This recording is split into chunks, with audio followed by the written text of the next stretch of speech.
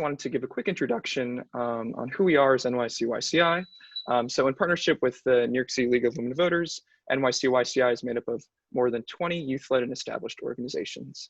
Our goal is to provide students with equal access to opportunities for sustained civic engagement, strengthening the youth advocacy movement. We encourage students to take the next step in their activism, whether it be through further advocacy or political engagement, and channel the passion that we shared in walkouts, marches, and social media posts into concrete change. I'm joined today by Adam Powers, fellow student organizer for the New York City Civics Initiative, and the moderator for today's panel. 18-year-old Adam Powers is no stranger to political and civic engagement. A graduate of the High School for American Studies at Lehman College in the Bronx, Adam was appointed almost a year ago to his local community board, CB9. Adam has been a tireless advocate for people of all ages and backgrounds in his community, working on issues ranging from ensuring HVAC access for senior citizens to combating the teen vaping epidemic in middle and high schools. I will now pass the mic over to Adam. I hope to see everyone right after the panel, 10 minutes afterwards, for 3 interactive advocacy workshops from Yvote, Youth Over Guns, and Young Governors, where you can learn the skills you need to effectively create change beyond the political process. So Adam, please take it away.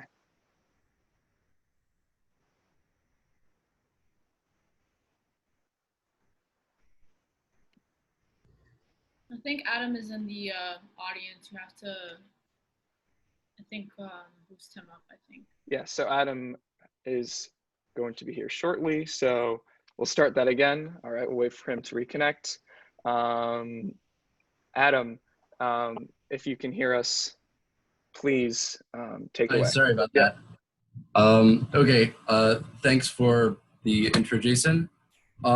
So I'm really excited to be joined by 3 awesome panelists. We have Manhattan Borough President Gale Brewer. We have Jennifer Wilson, who is the Deputy Director and in-house lobbyist for the League of Women Voters of New York State, and Karla Sterrett, who is a youth student activist at Yvote, a youth voting advocacy organization. Before we begin, I just want to lay out a few ground rules for our panelists and the audience. First off, for our panelists, we have 10 minutes reserved at the end of our conversation for questions of the audience. So if we can try and keep our responses brief to make sure we're staying on schedule, we're trying to cover a lot of ground today, so that'll be really helpful. For our audience, if you have a question for any of our panelists today, at any point in the conversation, just drop them in the Q&A box below, and we're gonna try and get to as many of them as we can at the end of our discussion. So before we begin, we're going to run a quick poll.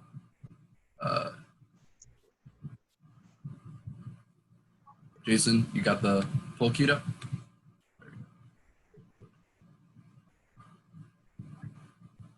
Adam, are we supposed to answer this or just the audience? Just the audience. Okay.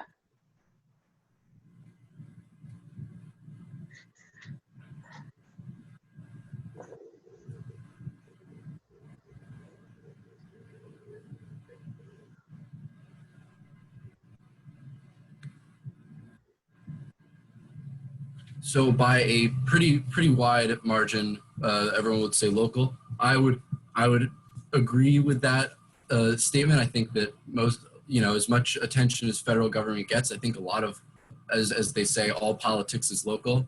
I really do think that holds true. And with that out of the way, I think we're going to jump into the questions.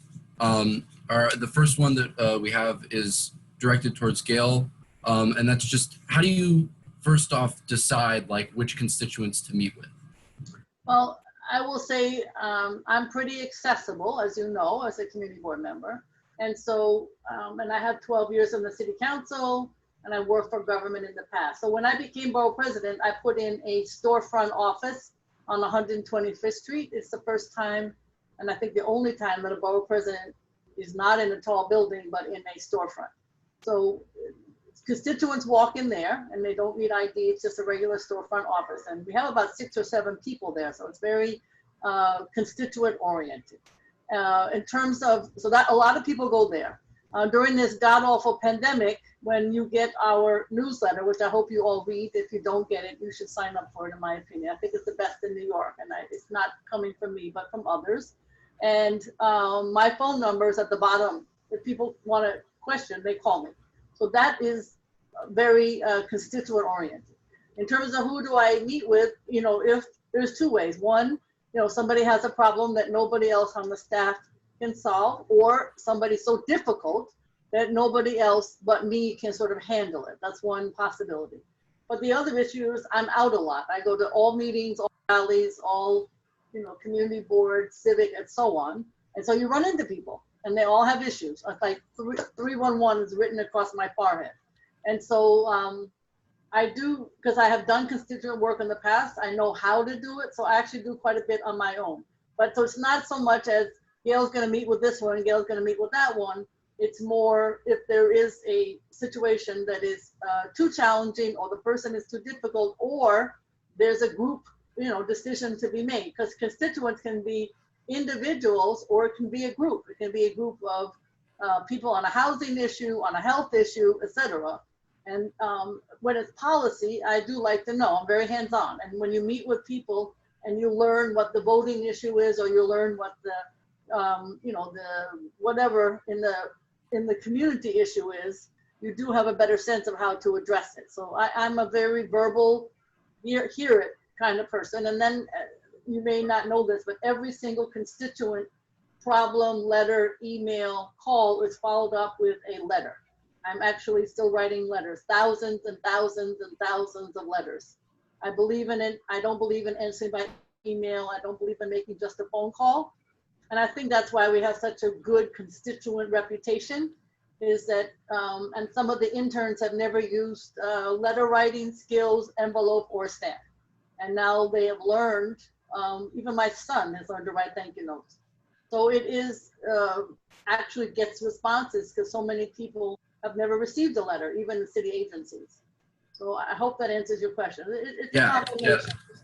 No, definitely, and I can speak from experience too. You frequently pop into our board meetings, and familiar face around our different events. So I'm going to direct this next one to Karla and to Jennifer. But just like when you're like lobbying for a specific issue, how do you begin to decide which like elected officials you're going to like focus your efforts on or try and meet with? Do you want to go first, Jennifer, or? Okay. All right. Well, I think when I am lobbying for change, right, I don't really, I mean, maybe this is a bad thing, but I don't really think about exactly like how high their position is. They have some position of power. They have the authority to make things happen. So I think just going to anyone who's, whether you're at the community level, which is much needed, the local level, the state level, federal level, it needs to be done. And I wouldn't just say, okay, this is the problem. I would say, this is the problem. This is how I want it to be fixed. This is like the steps in the process that, of course, not only I want to be changed, but also other people with me that want to see the change and the fixing that needs to be done. So I would say, I mean, of course, if you go to someone that's definitely like straight there, like going straight to the source is definitely needed. But if you don't really have that amount of access, I feel like just going to really anyone that has, any type of really power. I mean, we have power. So anyone that's a, elected official or an officer or something like that, I feel like is definitely needed, if that answers your question.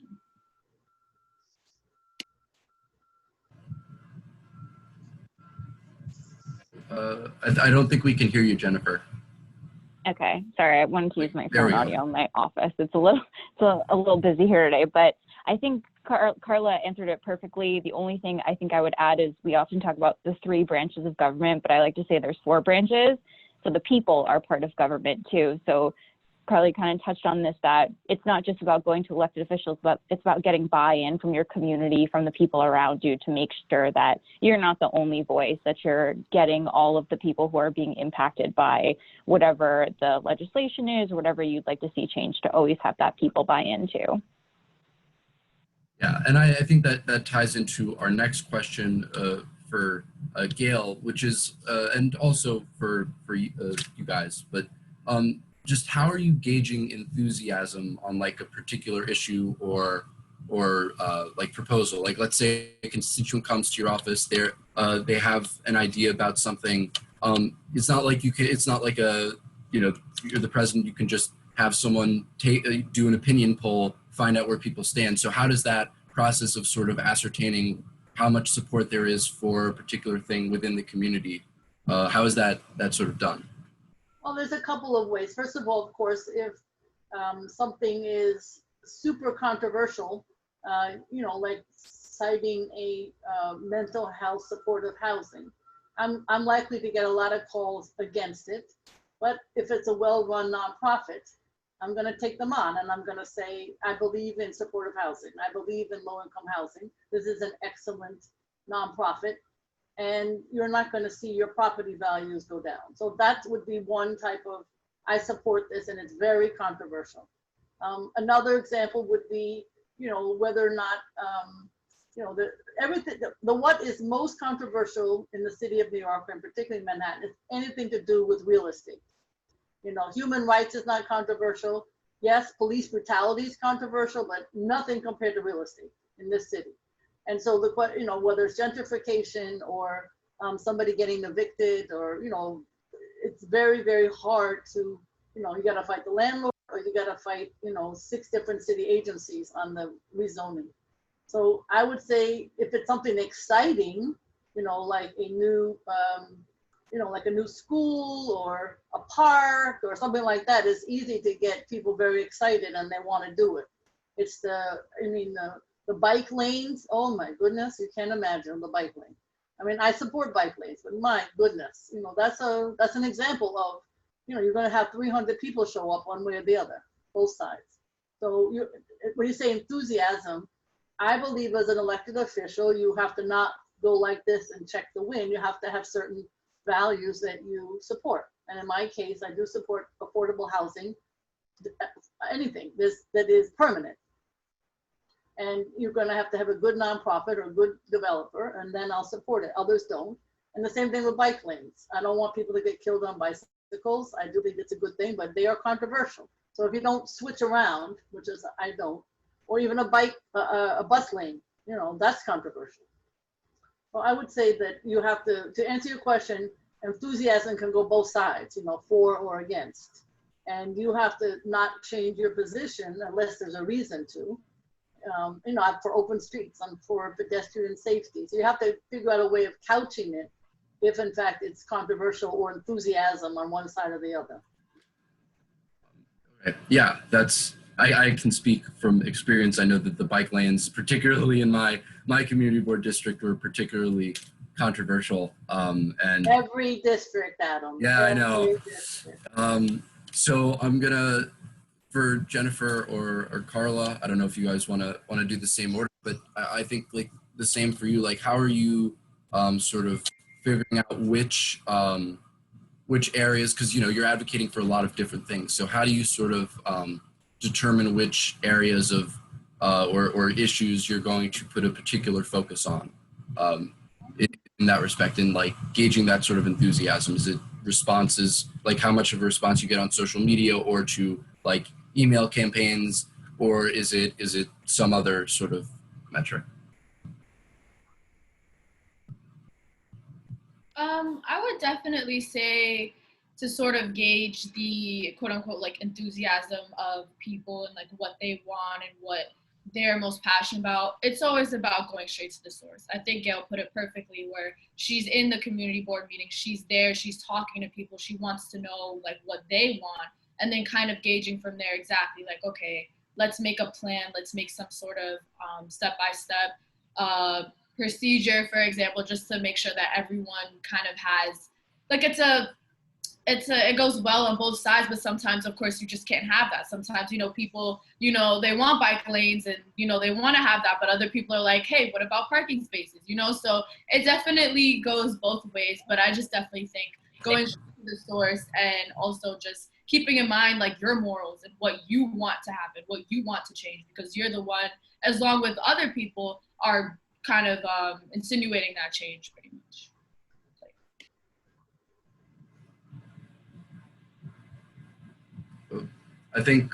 I don't think we have your audio, Jennifer. Okay, now. Sorry. I think the only thing I would add is that it's not just about having buy-in from the community, but also sometimes it has to do with timing of the legislature. The city council has its own schedule, the state assembly and senate have their own schedule, and then Congress has their own calendar.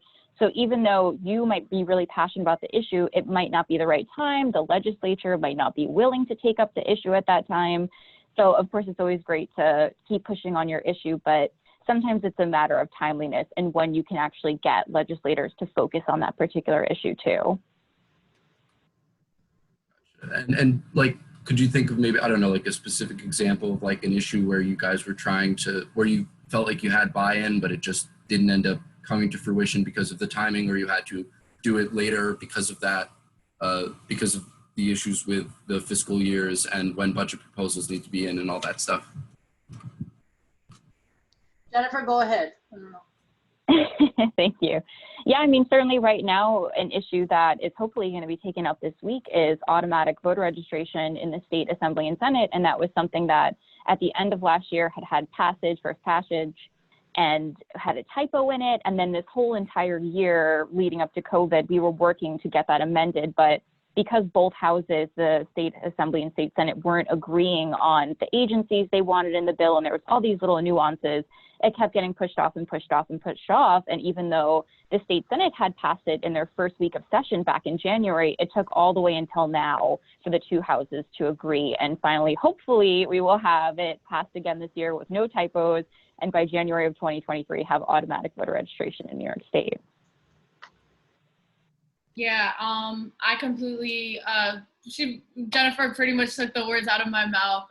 Actually, on May 5th, just like 2 months ago, with Yvote, we did a Take Back the Vote rally, and it was a great turnout. We were talking to public advocate Jumaane Williams, State Senator Zelnor, Myrie, and other elected officials, and asking them, well, the big problem was that when people want to register to vote, like because of COVID and everything, you can't really, go somewhere to register to vote. So they did it online with the New York State, like DMV.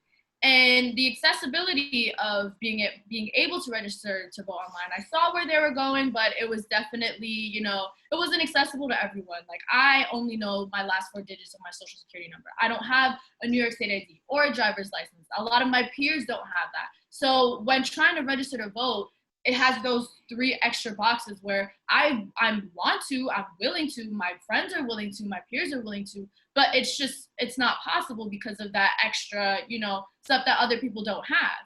And unfortunately, we haven't seen any change on our side, well, on their side, to change this, ratify this. And of course, I understand COVID and everything like that, but it needs to be done, it needs to be changed. So it definitely just depends on the timing, and it depends on how much pressure you also put on your elected officials, how much pressure you really, let them know, like, hey, like, this needs to be done, like, quick thing.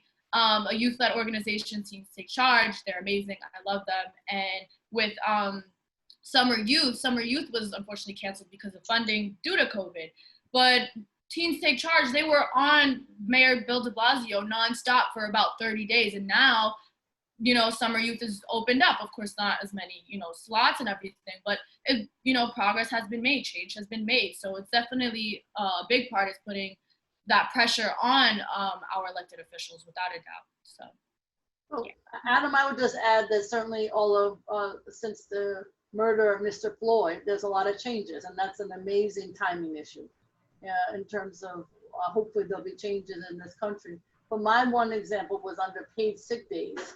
When I was in the city council, I passed it, but it was Bloomberg was against me and Quinn was against me. And it was a terrible challenge. I mean, we were going up against everybody. And in the end, we managed to get, after a year of hearings, maybe more, and even bringing in people from San Francisco who had passed it already, paid sick days at that point, people felt that you were going to take every Monday off. It was terrible for business, etc. So we ended up getting it, and that was in like 2013, 2012, and we got it for 15 or more employees in the city of New York. But there was a mayoral fight going on, de Blasio, Quinn having the biggest primary fights. And in the end, I think Quinn got hurt by not saying she was for it, and de Blasio said he was, and when he got to be mayor, he made it 5 employees or more. Now today, COVID, if people didn't have this time off, it would be even worse. So it's it would have to be a great bill. It happens around the country. Nobody's taking Mondays off or Fridays off. Anyway, to let you know, that was a timing issue on many fronts. I want to take it back to something that Jennifer was saying, to this sort of issue, like from your perspective, because you do this sort of professionally. It's your job to like stay on top of those issues. And when something like that comes up, where everyone agrees, oh, we want automatic voting, and like it seems, I know like for a lot of the general like people who are not as active observers and are just seeing this sort of passively can look like, oh gosh, look at how broken government is, or like sort of like corruption slowing things down. But from like a lobbyist perspective, how do you sort of navigate those issues where, you know, you've got both houses agreeing, oh yes, we want automatic voter registration. You've got enough community support to say, yes, we want automatic voter registration. It seems like everyone's on board, and yet it can't get through the legislature. So how do you sort of navigate that? Yeah, I think with this issue, it was a little different than what we sometimes see with issues, because the sponsors of the bill had actually come to the voting rights groups and said, you know, you tell us which agencies you want included in this bill, and we'll work with what you tell us. And we went to all different groups. We went to agencies as well to see who wanted in or out. And that's not always how it is. It's not always like that, where the legislature will actually come and say, oh, help us work on this. And a lot of times the timing issues have to do with elections, unfortunately, in New York State, because our state Senate and Assembly are up for re-election every 2 years. Oftentimes in that year, when it is an election year, any kind of controversial issues are almost impossible to get done. And it's extremely frustrating, because that means every other year, controversial issues really can't get done. And the definition of what's controversial in New York State really varies, because especially in the Senate, we don't have as strong of a Democratic majority as we do in the Assembly side, where we have a supermajority. But I'm getting very into the weeds right now. So to answer your question, it really just depends, I think, on just being able to work really well with sponsors of bills, being able to work with committee chairs, and being able to work with the leaders of the houses and the leader of the city council, I imagine, too, to just make sure that whatever bill it is on their agenda. It's something that they're conferencing, they're talking about behind closed doors, and making sure that then the rank and file legislators are also being supportive. So you wind up having to basically do a campaign for any kind of controversial issue that's getting stuck. Yeah, I know that it has gotten pretty contentious. Election years can be very difficult in New York State. So I think what we're going to next is for Gale specifically, I guess, you have a lot of different people who want a lot of different things. What do you find is like the most effective way to advocate to you? Well, if somebody said in the chat or in the Q&A, do you meet with those who are loudest? No, you meet with lots of different people. In my case, it's not just the loudest.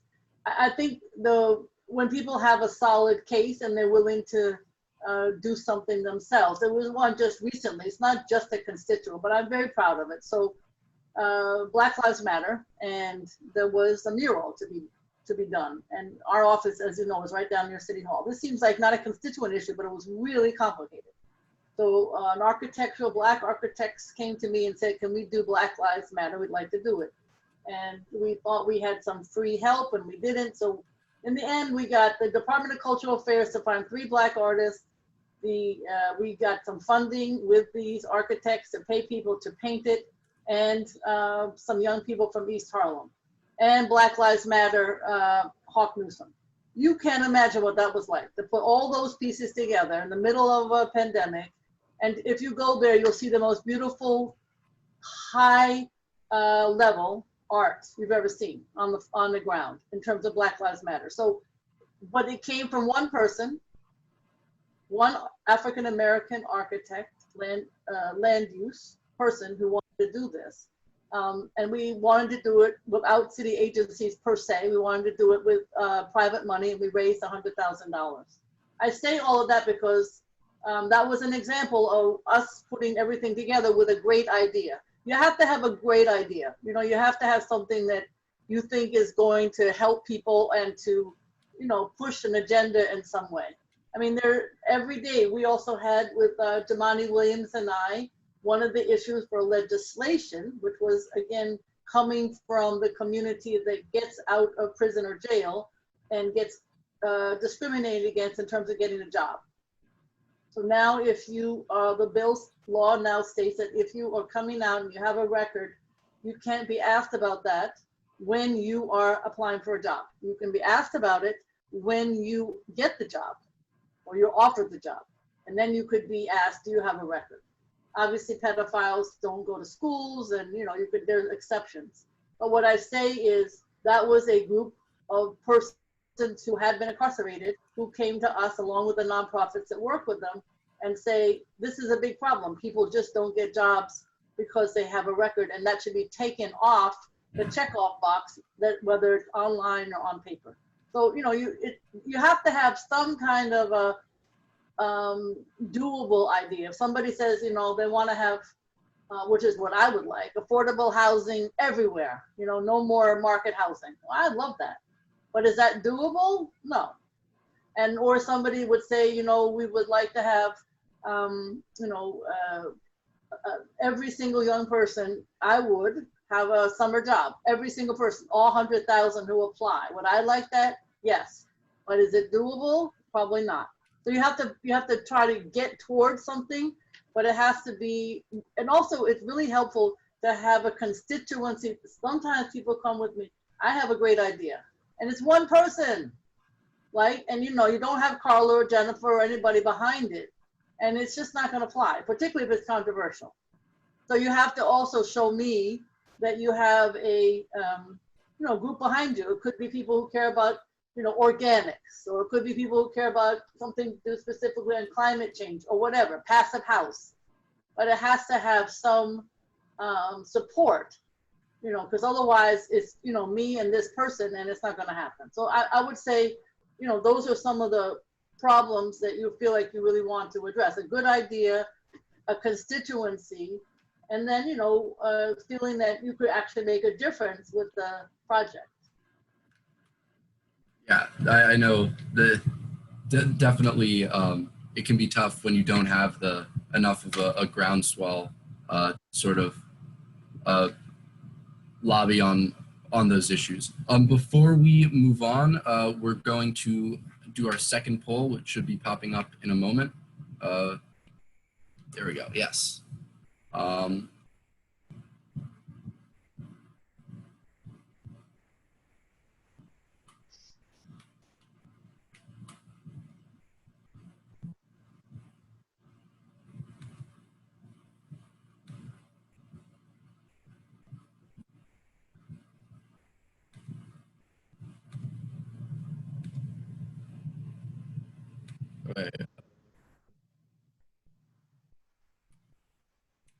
Okay, so we have a fair number of people saying yes to the first, not as many saying yes to the second.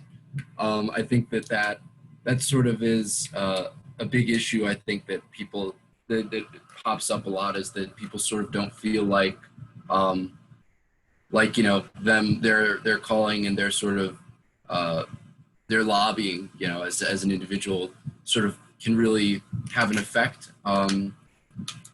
I think that, I guess, how do you sort of address that that, because I think I'll first address this to the lobbyists. I feel like that, and activists, I feel like that must make your job a lot more, much more difficult, because, you know, you might have people who agree with you on an issue, who support you, but who are just, and you know that if you can get them to sort of try and call their representatives and let people know that it's not just, you know, you in the room saying this is what we care about. It's you know, a lot of their constituencies also there to support it. How do you sort of get around that barrier to convince people to, you know, like, please, you know, call your representatives. It really does like make a difference. Get involved and, you know, go meet with different elected officials, go to these different community meetings to let them know that there is that backing, that support.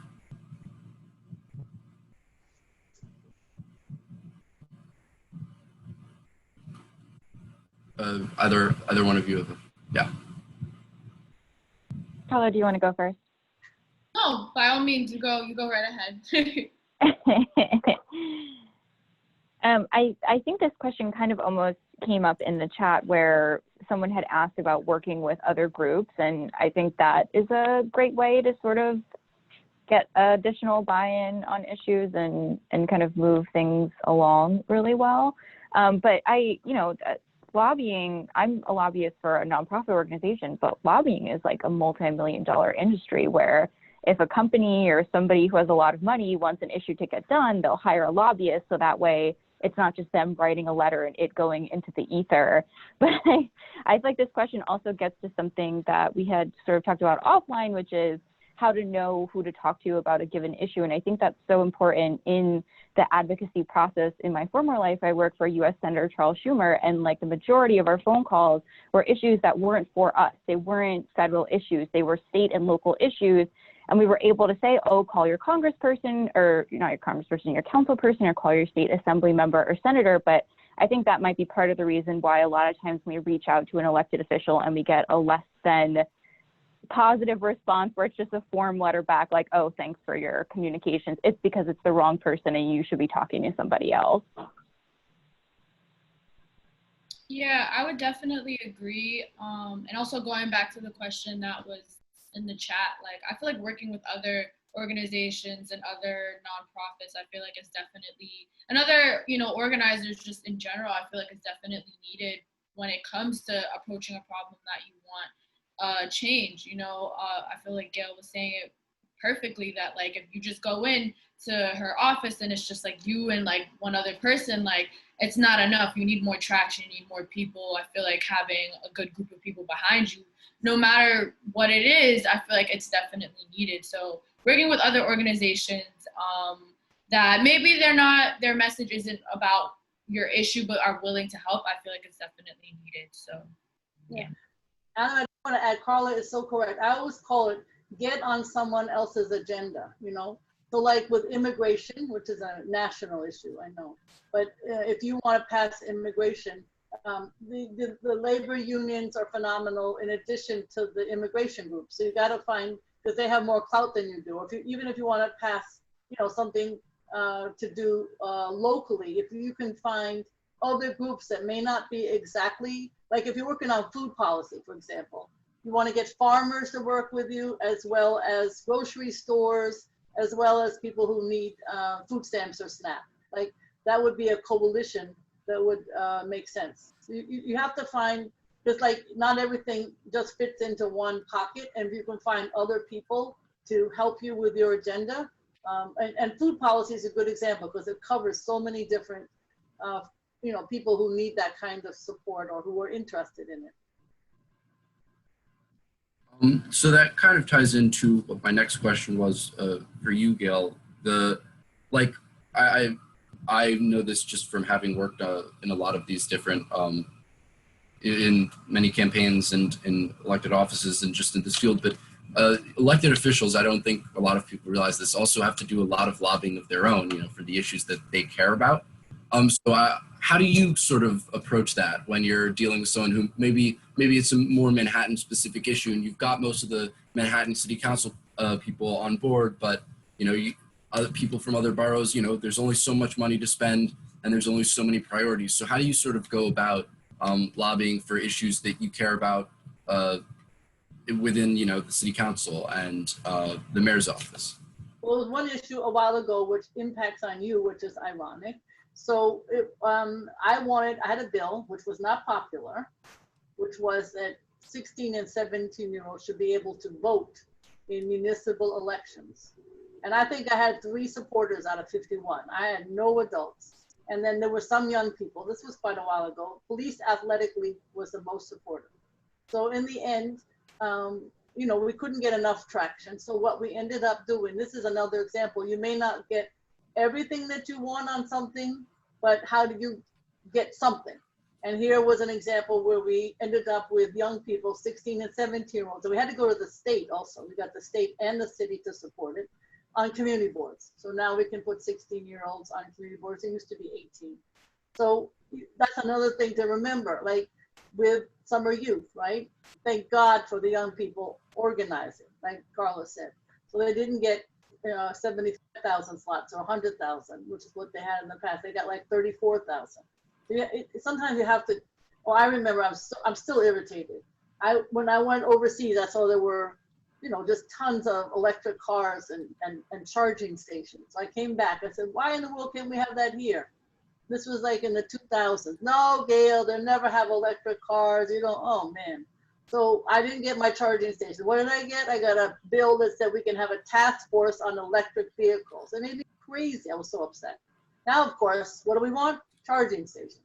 So sometimes you take what you can get and you just keep working at it. That's always true in voter legislation. You know, we take something and then we have to, because everybody thinks if you do this and this group is going to get over from that group and blah, blah, blah.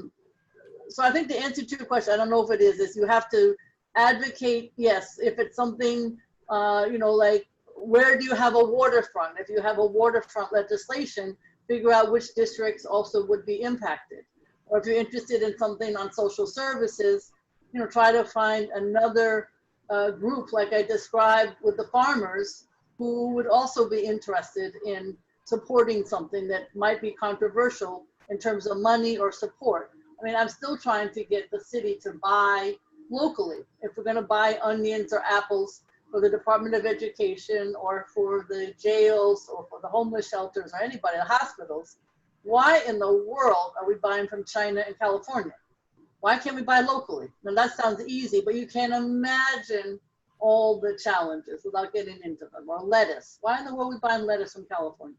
So all of that takes, it takes, one thing you should know, it just takes years. So you cannot do any of this, particularly if it's a big lift, in a short period of time. And that's why you need a group. And that's why the protesters have been helpful, because it's not just us. It's like you can go back to them and say, look at what people are, you know, focused on. And so we have to come up with some answers to those questions. That's a huge constituency out there. So my next question is, this is sort of something that Gail touched upon, although I do want to follow up with you on this to see from your perspective. But for the activists and lobbyists, when you're going to an elected official, do you, or you know, there's an issue that you care about, do you feel like you should always be going? Did you always try and come prepared with a like specific proposal?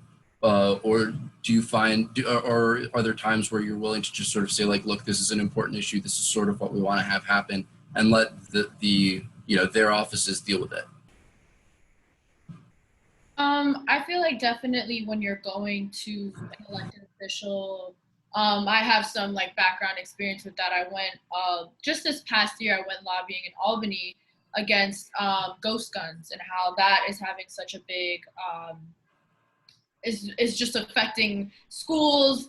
It's affecting everything. But, and I feel like not a lot of people have gotten a lot of, you know, traction, or a lot of people understand it. But basically what it is that you're basically able to buy a gun online, but you know, you're supposed to basically put it all together yourself. And there's YouTube videos about it. It's like, it's a crazy thing. And I'm like, anyone could do this. You know, it's not registered. You don't need a permit or any background checks. It's like, it's open to anyone and pretty much everyone. And when I was lobbying up there, we were telling the elected official, like, hey, like this needs to be done. Like this is something we're very serious about. And we came with a list of like issues on why this is so important. You know, gun violence has affected especially Black and brown communities, but also like schools, you know, a massive amount of mass shootings just happening all over the US. So I feel like when you go to an elected official, you definitely have to bring them the big facts. Of course, you know, they want to see, you know, everything that's going on, but if you show them like that's some national stuff that's happening that like are actually getting people's attention, like I feel like they'll be more like open to change it or to fix it a little bit, which is kind of unfortunate, but I mean, I can understand that. But I feel like definitely coming with the issues and coming with a very clear, specific plan on what needs to be done. And you just kind of have to work with them and understand like, okay, like this is maybe in legislation right now, but let's see how like you can use this for funding and just kind of like work with them the best that you can where, you know, pretty much like everybody wins if that can even happen. But I feel like definitely coming with a clear cut plan on what needs to be done, I feel like is definitely needed for sure. If that answers your question. Yeah. Jennifer? That was a perfect response. I have nothing more to add. Okay, well, so we've got about 10 minutes left. So I think we're gonna take it over to our Q&A section. I'm gonna kind of combine a couple questions here and just, because, you know, I think what's the sort of consensus here is it's really important to sort of build a constituency or, you know, a group of people and interested parties to like make it, to really affect like change and to make the most, the best impact that you can and to get traction on an issue. For like an individual who's concerned about like a specific, you know, issue, how should they, are there ways, how should they be going about that to sort of begin building that, that sort of structure to better affect and lobby with elected officials and within the community? I can start with one example. I like the Karla. So right now, this is a climate issue, but they're organic. So the mayor cut and the city council 100% of the organics, which are the mushy stuff from the kitchens, out of the budget. No longer will be picked up. It sounds like not a big deal because if you don't care, then, but it goes to the landfill. And if that's not a terrible thing, I don't know what is. So long story short, what are you going to do about it? It's cut out of the budget. We were trying to get another bill that would say you have to have one organics drop off per community board, but it hasn't passed. So what happened is a group of NYU and nonprofits who care about the issue are coming together and they're raising a little money and they are going to spend 1 year figuring out how we can increase, whether it's from the schools or the communities, more organics to be as popular as recycling, so that people do make sure that it doesn't end up in the landfill and that it becomes profitable. Because right now, recycling is profitable. The city sells your paper and somebody makes money off of it. That's a big project. But here's a solution that could be very helpful to the city of New York, because the city of New York is not going to do it. So then here's an example of trying to solve a problem that is good for the environment and obviously could be good for the bottom line of the city at the same time. But that takes, you know, thinking and community organizing and funding and people who care about it, and academics, I think, are always very, very helpful, people who have studied this issue. So that's an example of having an issue and actually doing something about a bad situation, trying to make it better. I love that example. So I just want to, we have time for a couple more questions. Someone in the Q&A was just asking with Karla, what things do you wish that like prospective young voters knew that you fear they might not know or understand that might lead to them not being as engaged as they might be? There's definitely a lot of things I would want young voters to know, including like myself. There's like, especially with the registering to vote, especially with the absentee ballots, there was a lot of misinformation going around and a lot of stuff on social media and, you know, wrong dates and all this other stuff. So it's definitely hard to know the sort of specific like facts in a way. I mean, you definitely are able to, but it's just like, I can understand like people getting all crazy, like, what about this? They said that, but someone else did this. So I understand like sort of trying to get to like understand that. But what I would want young voters to know is that, well, before I even say my answer, I just would like to state that New York State has the lowest youth vote turnout like out of all the states, which is kind of surprising. So I would definitely want young voters to know that they are able to register to vote. They are able to do this. They are able to definitely, you know, be a part of different organizations. There are so many different organizations that are New York City based that are looking for people to be a part of them, to be a part of the organization. So it's definitely, you know, I feel like going to the right source, definitely going to the right people and definitely getting that information and being a part of something, I feel like is definitely like a big thing that I would want, you know, other people to know and other people and encourage other people to be a part of. But I wish I could just say that it's a simple thing of, oh, just go out there and vote. I mean, of course, that's what I'm advocating for.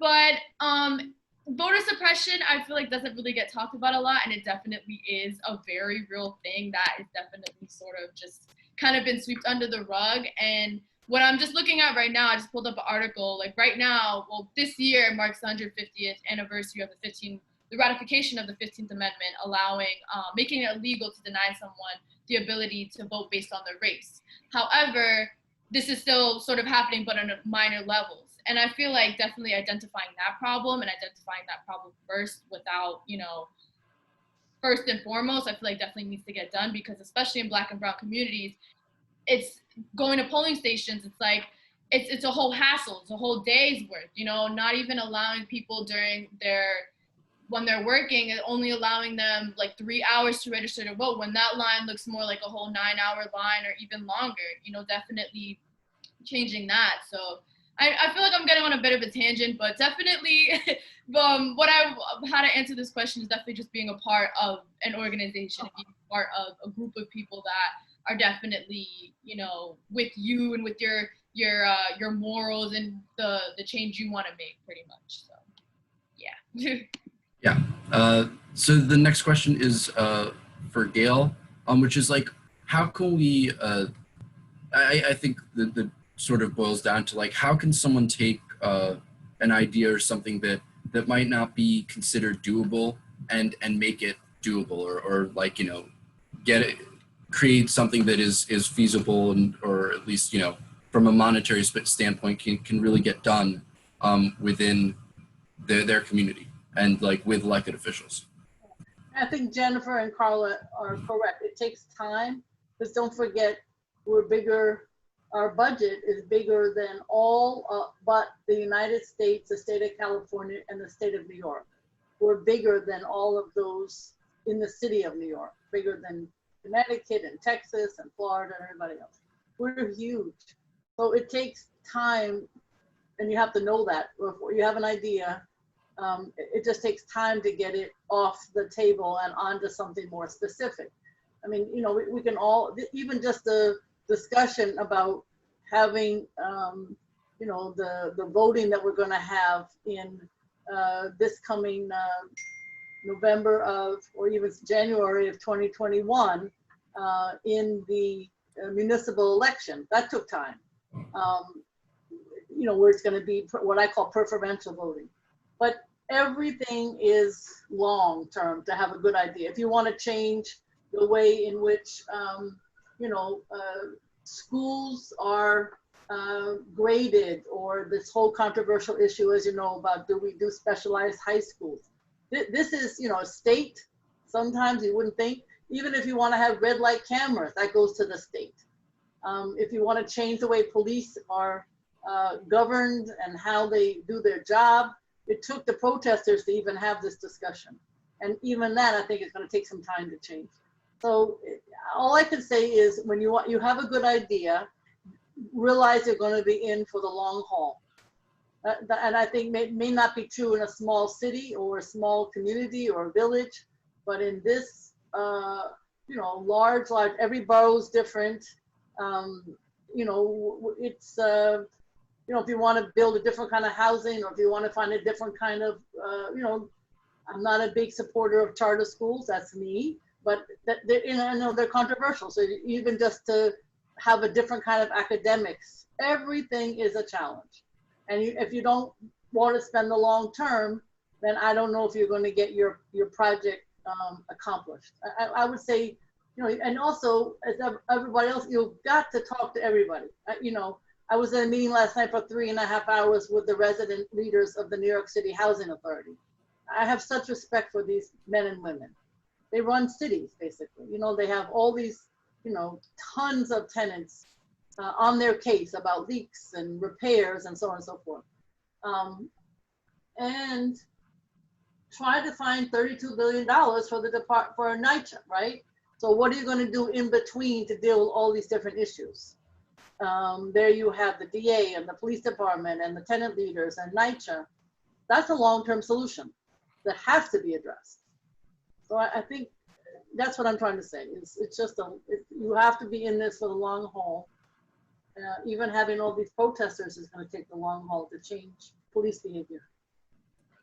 I'm going to direct this next question first towards Jennifer, although I think it is sort of more general, but like, why do you, when you're talking with different people who have been, unsuccessfully lobbying for a particular issue, what do you find is typically where they might have gone, where you see people sort of making a misstep or going wrong and sort of trying to get whatever their question or their issue, getting that addressed and answered and solved? I don't know if it's necessarily always the advocates making a mistake. Sometimes it's just to everything we were talking about earlier, it's not the right time for the issue. You don't have the right buy-in for the issue. It could be that they're talking to the wrong person about the issue. They might need to, if they're trying to get a bill introduced, they might need to talk to another legislator. But I just want to say before our time is up, one quick thing that does touch on this is that there is an organization for literally every single topic ever. Whatever it is you're passionate about, there is an organization out there that you can join. You can reach out to their lobbyist, their legislative person. They'll be happy to talk to you about how you can get involved with them. It doesn't matter, literally, just go on Google. Every single organization that is, or every single topic, every single issue out there has an organization. So if you feel like you're hitting a brick wall, you're just an individual, you're just working with your community, definitely link up with an organization, because that's going to give you the people power that you need to move your issue forward. And I think we are just about out of time. So thank you so much to the three of our panelists. This was really a very interesting discussion. And it was wonderful having you guys. We are having in about 10 minutes, we are having our workshops. It will be the same link if you want to stay on this call. And in about 10 minutes, we're going to be beginning our youth workshops. Jason's going to dive into that deeper, but if you have any questions about our organization, you can go to NYCYCI.org, and we have a bunch of resources on how to get involved and the different our different partner organizations and how to get involved with them. And with that, I think I'm going to turn it over to Jason. Yeah, and thank you again to Manhattan Borough President Brewer, Karla, Jennifer, and thank you, Adam, for a great job today moderating the panel. I just want to let everyone know that they should, stay tuned on the Zoom webinar for the 3 interactive advocacy workshops that are coming up from Yvote, Youth Over Guns and Young Governors, as Adam mentioned. They're starting in about 10 minutes at 2:10. The first one will be Yvote. You can connect with the organizations fighting on the front lines to create change for the issues we care about. And I know Jennifer and a bunch of the panelists mentioned that these organizations are really the ones who are pushing the envelope and really are the ones you should, get into contact with if you want to create meaningful change. And you can also learn about, obviously the skills that are necessary to affect political and legislative change beyond the vote. So I'd also kind of want to take a second here to introduce the NYCYCI Fellowship, which is another program that we're offering that is starting really shortly, in a few weeks, where students can kind of be exposed and learn about the work of our 20+ organizations and acquire, the advocacy skills that are needed to affect change. So if you're at all interested in NYCYCI or anything that we spoke about today or in day one, please email Kyle Fallon. His email address, he will put it in the chat, but it's kfallon, Fallon 03@gmail.com. He'll follow up with you with more information. Yes. And as Adam said, a document explaining the fellowship and my email in the chat. So please, anyone who's interested, look over that. Awesome. Yeah, and as Adam mentioned, please go to nycyci.org for more information just about our organization and how you can get involved. Jennifer kind of made a really poignant point there at the end.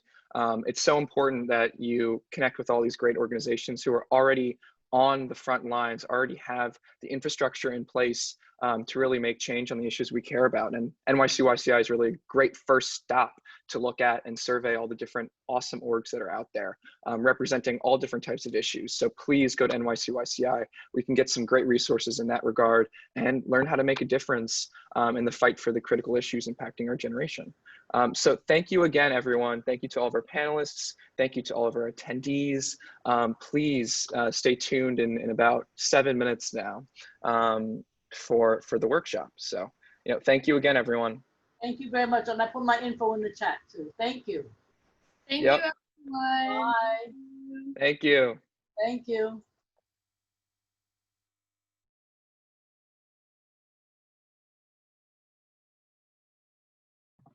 That was great. Oh, oops. Yeah. Great job. I'm gonna go have lunch, but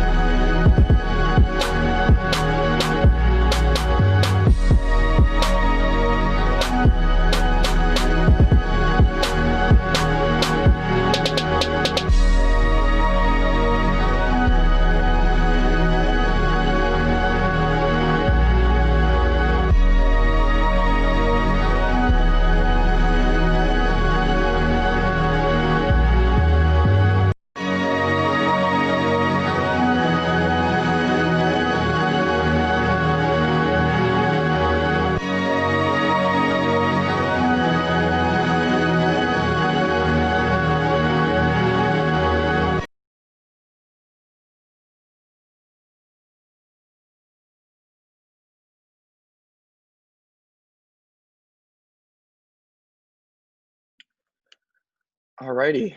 Well, hello everyone. Thank you for staying tuned and thank you for staying with us.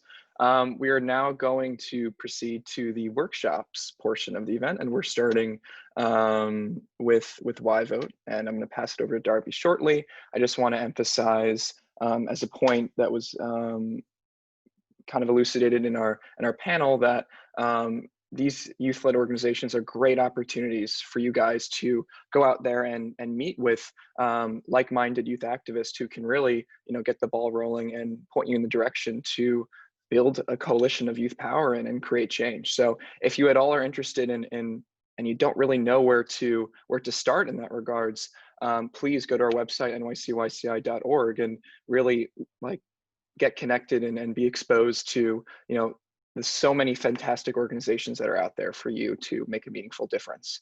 So that being said, I will pass the mic over to Darby, who will be leading the workshop. So Darby, it's all yours. All right. Good afternoon, everyone. My name is Darby. My pronouns are she and her. Welcome to the final event in the Why Voting Matters series. I'm one of the coordinators for the NYC Youth Civics Initiative. Today we will be holding 3 workshops that will help you get more involved in the world of civics and voter participation. Presenting today is Why Vote, Youth Over Guns, and Young Governors. As a heads up, the presenters will be calling on you to answer specific questions. You're not required to answer, but if you feel led to, please click the raised hand icon to volunteer to speak, or you can type your answer into the chat box. We will be moderating the attendees and will call on you and grant speaking position. If you're called on, remember to unmute yourself. The Q&A box is also available for you to ask any questions throughout the workshop. Each of the organizations presenting have exciting events coming up, and you can find all the information you need about those events on the NYCYCI website, nycyci.org. All right, let's get started. The first workshop of the day is brought to you by Yvote, a cross-partisan group that focuses on sparking conversations among young people about how they can make a difference with their votes and keep making a difference beyond the ballot box. They focus on educating students about voting and taking political action through workshops just like this one, conferences, and programs. Here are some representatives to tell you more. Hi, y'all. I'm just going to share my screen now and get started. Awesome.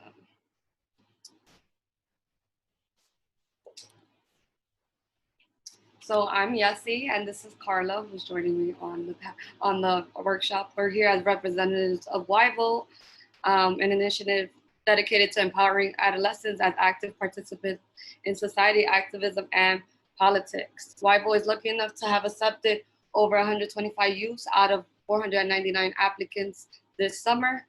Our summer cohorts are from 69 high schools across all 5 boroughs, representing 44 self-identified ethnicities and inclusive of every race. As you can see on our website,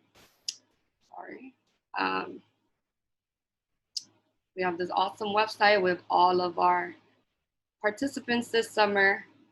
And this is the, can you see that? Yes, okay. And this is our pie chart.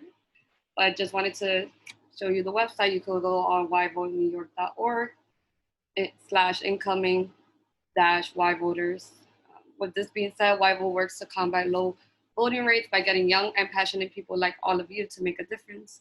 This can be by voting or even just telling your story to spark activism in hopes for a better future. We're also youth activists. If you want to share your story, Karla, about being a youth activist, go ahead. Yeah, just to speak on Yvote, I joined Yvote, I think I would say late 2017, and it's just been honestly life-changing. I may be biased because I'm in the program, but honestly, because I'm in the organization, but I feel like Yvote is definitely, if you want to just know more about voting and want to know more just about really a lot of stuff in like civics and in politics, you don't really know where to go. I feel like Yvote is the perfect place for you because I didn't know really anything about, politics and anything, just kind of coming in, but I've now learned so much with them, and I feel like you should definitely join, honestly, so.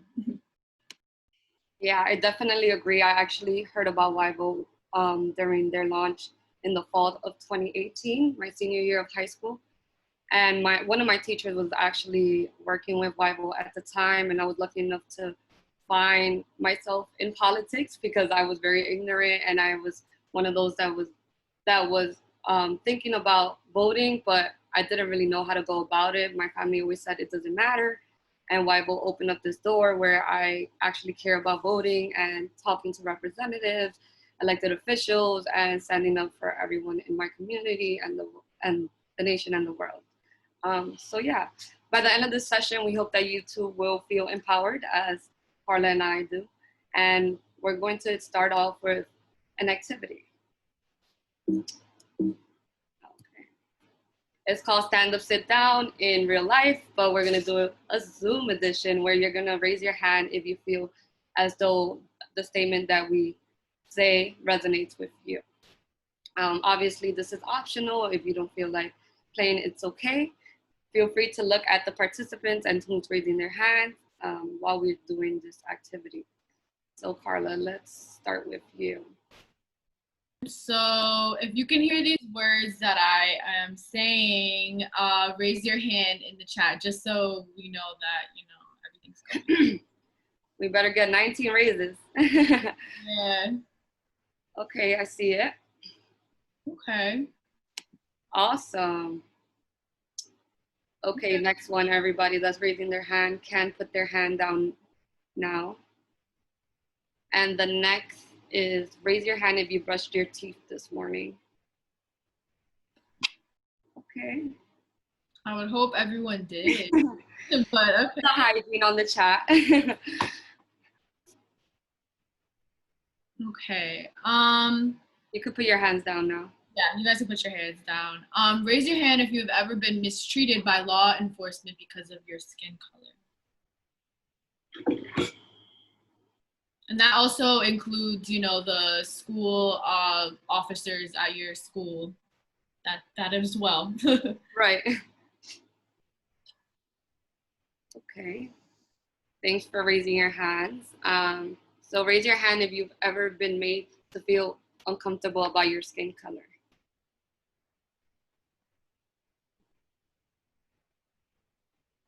Remember to look at the attendings and see that you're not alone in all this. You can put your hands down now. Okay. Raise your hand if you've ever been made to feel uncomfortable about your accent or the language you spoke or currently speak. Yeah, I hear that. You can put your hands down now. Alrighty. I'm loving the chat. Everybody is working well with us. Raise your hand if you ever felt like you had to advocate for yourself or others due to their skin color or your own.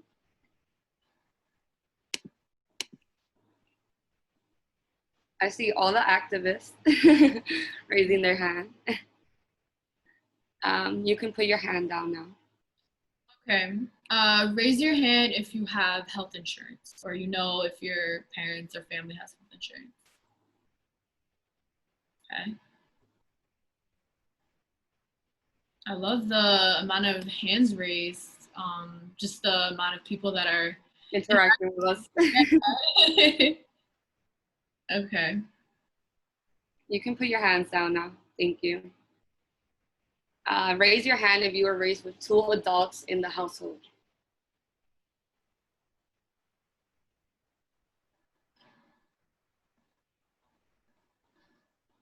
Right. You can put your hands down now. Okay. Raise your hand if you have ever gone to a march or protest. More activists raising their hand. Good to know. Okay, next question. You can put your hands down. Thanks for participating again. Raise your hand if you've ever had to stand up for yourself due to discrimination of any sort.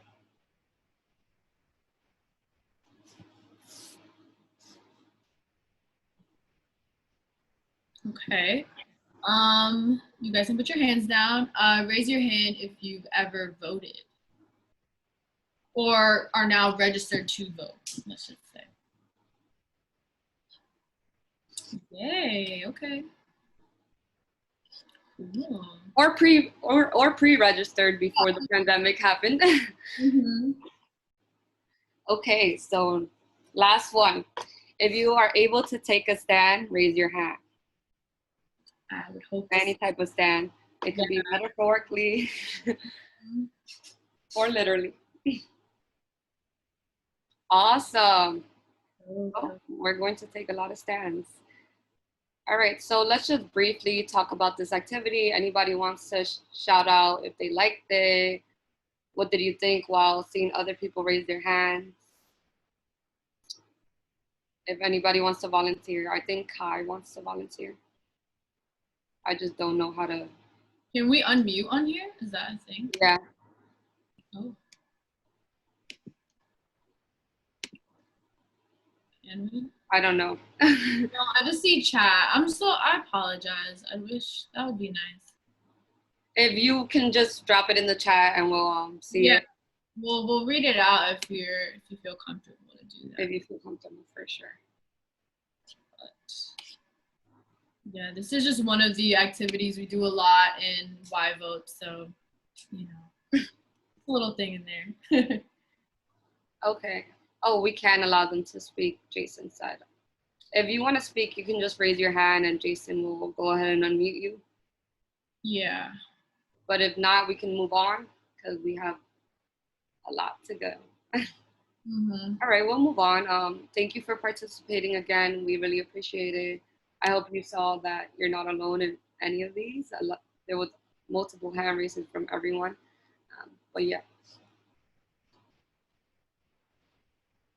Okay, now here is a dictionary definition of what activism is. And being in Yvote and just kind of being different, I now see is activism not only as one thing, not only as the policy, I'll read it out, the policy of or action of using vigorous campaigning to bring about political or social change. And that is, you know, pretty much a very good basic level of the definition, but activism is showed in various different ways. And I feel like that is kind of why we're sort of all here today, whether you consider yourself an activist or whether you want to know more about activism or how to get out there. I feel like that's like a really big thing. So yeah. So, do you want to say anything, Yessie, or? Yeah, I was just gonna ask to the audience, to the people watching us. So, what does change mean to you? That last word, social change or just change. What does that really mean to you or the people around you? If anybody wants to volunteer or say it in the chat. And also, what does activism mean to you? There's a lot of ways you can be an activist. What ways do you advocate for others?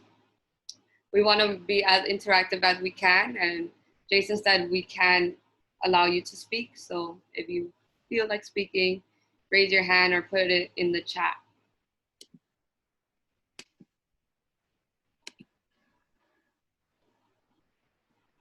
Okay, so from Ashley, change to me means a new normal, for sure. I mean, given everything right now, it is a new normal. Just with activism, I feel like just being able to change a certain narrative is definitely creating that new normal that's accessible to everyone. So I hear that. I hear that. Anyone else? Sorry, Ashley, I spelled your name wrong. All right, so we can go right ahead and move on and talk about what change means to us. So change,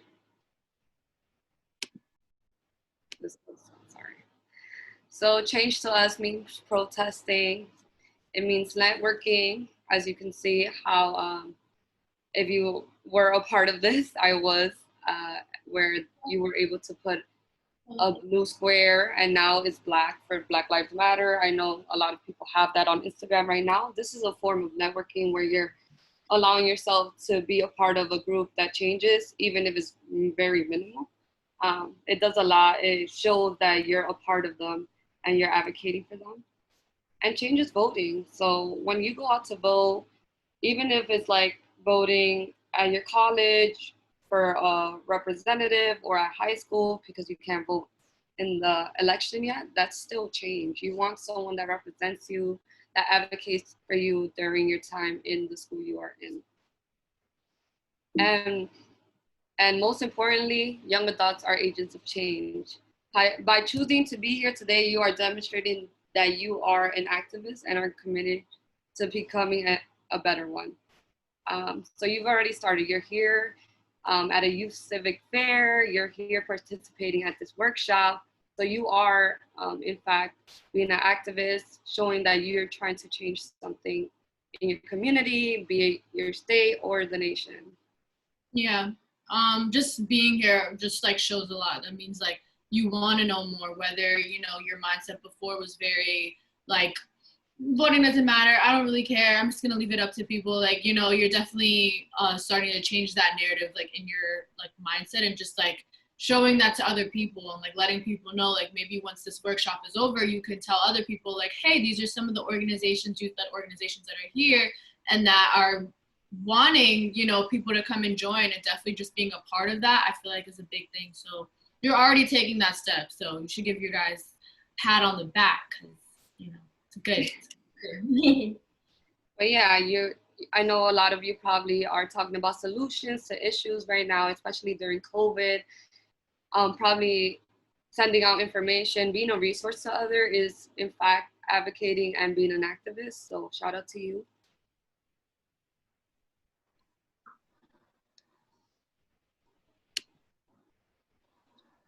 So we're gonna talk about electoral activism. Karla, if you want to start us off. Okay, so electoral activism is the use of a civic engagement to inspire change. If we want to achieve lasting, systematic, getting the right people to vote in our government, it's important to be, you know, accountable of exactly who we're letting that happen.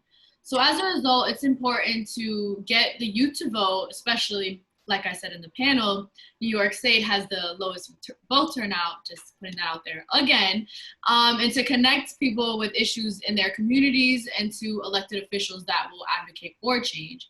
As you probably already know, young people are the largest, most diverse, and most progressive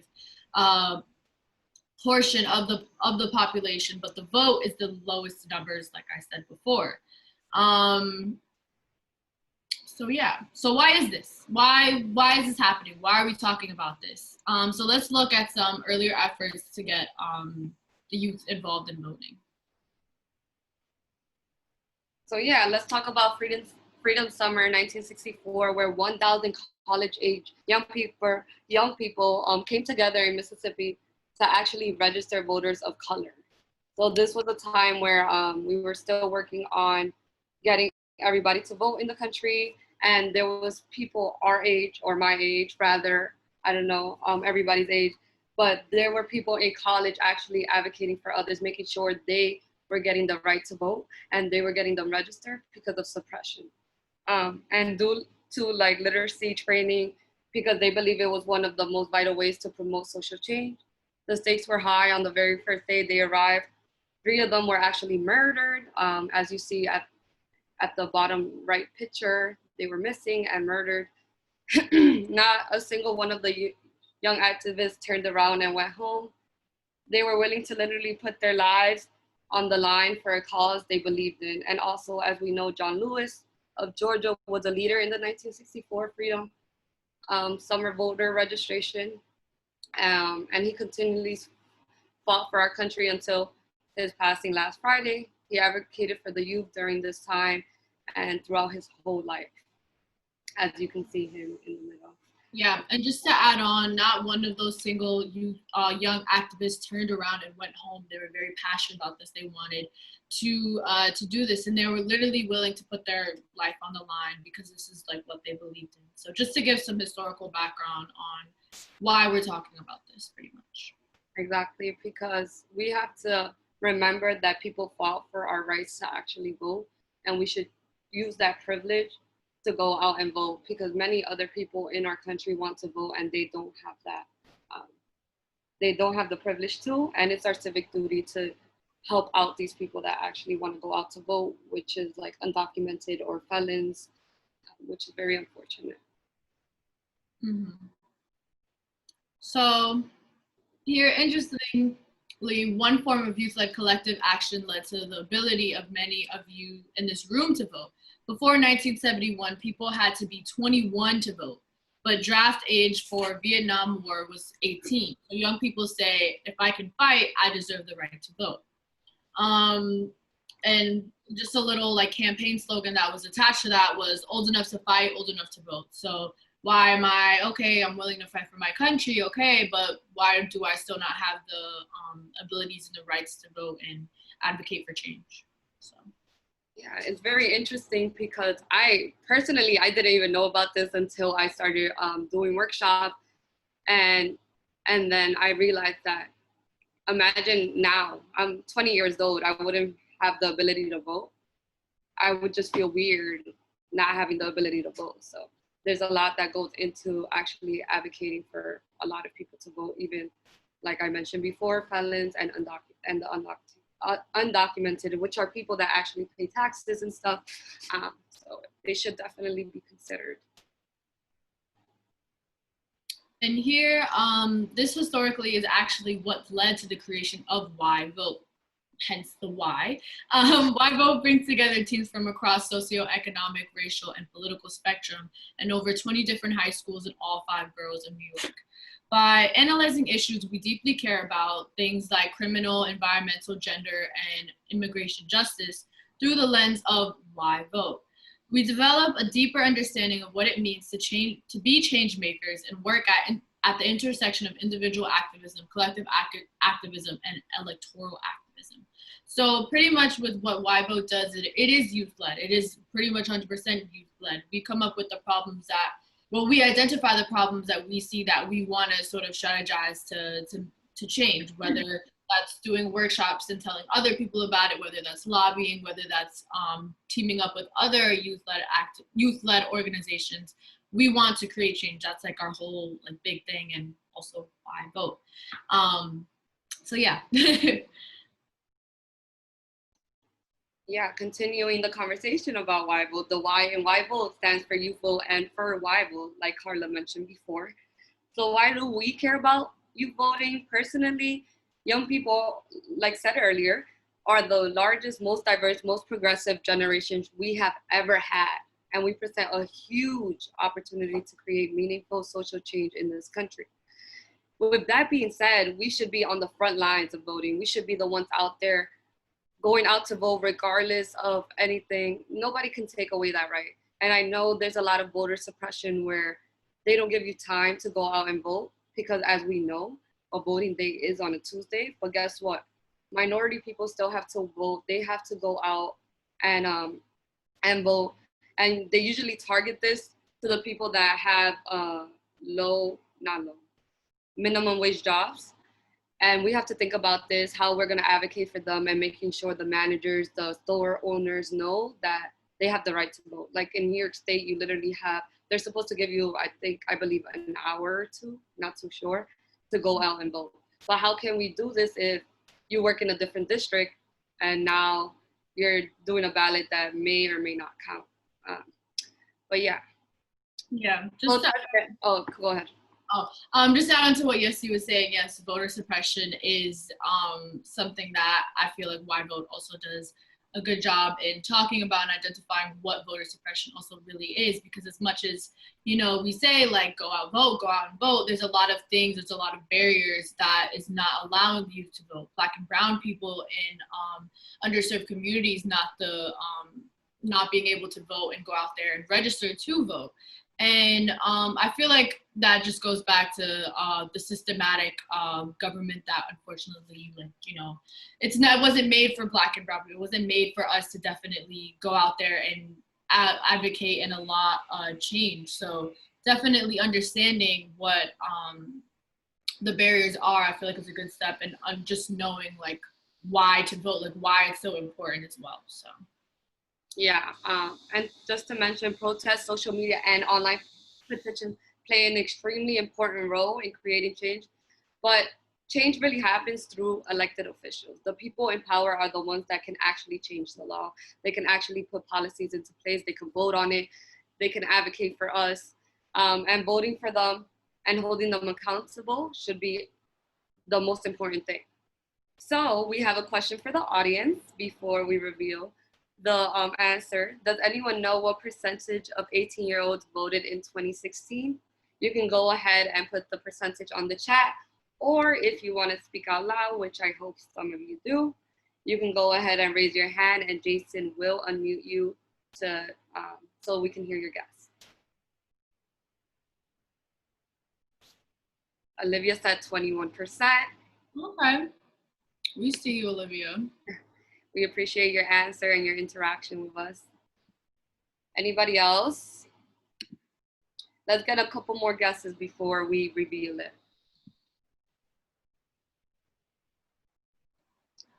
Jason said 30%. Okay, closer. You're getting more. No. Anybody else? Okay, should we, okay. Yeah, we can go ahead. Isabella, okay. 5%, okay. Drum roll, please.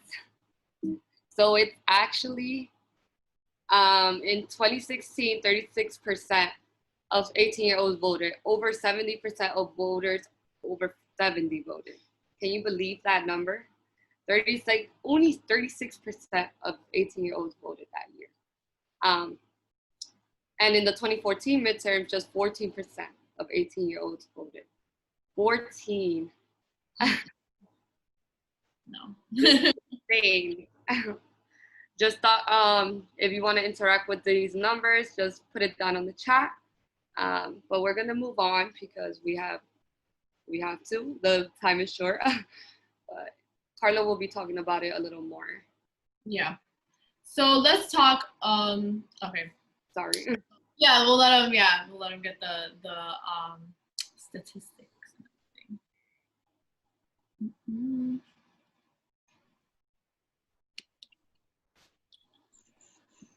Should I continue? Okay, you can go ahead.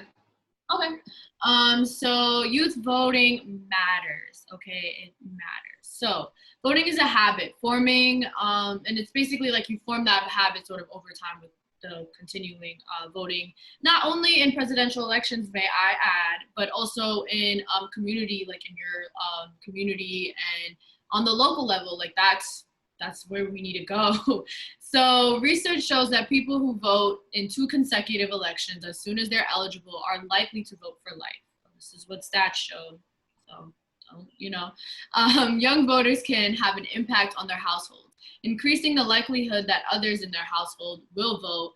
For example, in immigrant families, and I can understand, and a couple of my friends from first generation, it's definitely a fear of voting, whether just voting, also doing the census. I can definitely adhere to that.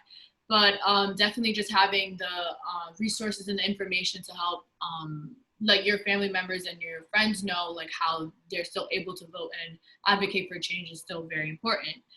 Young people are a major subject in the electorate. By the 2020 presidential election, 1 in 10 eligible voters will be members of the Generation Z. That is young people between 18 and 23. And Gen Z and millennials together comprise 30% of the population. It's pretty cool. So yeah, our voices tend to be less valued than elders, in part because we don't turn out for the elections.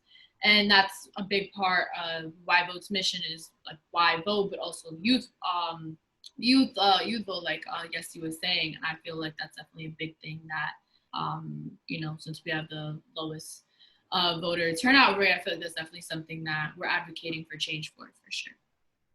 Yeah, and as you can see again with these charts and statistics, the youth are not being represented, and that's because we don't go out to vote. Because we are the young people, we have to help out our households. I actually help out my household to vote. They used to not vote, and now that I'm voting, they're like, I need to vote now. So you really play a big impact in your household when it comes to anything. So let's move on and talk about the barriers to voting. So in order to make a change within the system, we have to make sure we are aware of the ways in which it attempts to limit us. There's a lot of voter suppression out there. A lot of people are not aware because they're not suppressed, and they believe that they have the mindset where if it doesn't affect them, it doesn't matter, which is a mindset we're trying to shift. And can we think of recent and historical examples of ways in which young folks have been underestimated and ignored? Does anybody want to call out or write in the chat before we get into it? We just want to hear from you if you're aware of these barriers or not.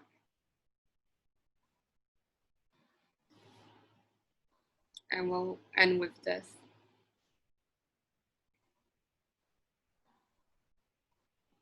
Does anybody want to share the barriers? It's okay. So civic education is actually very limited in schools. And we're not taught the basics of registering to vote. We're not taught about ballots. We're not taught about like local and state elections.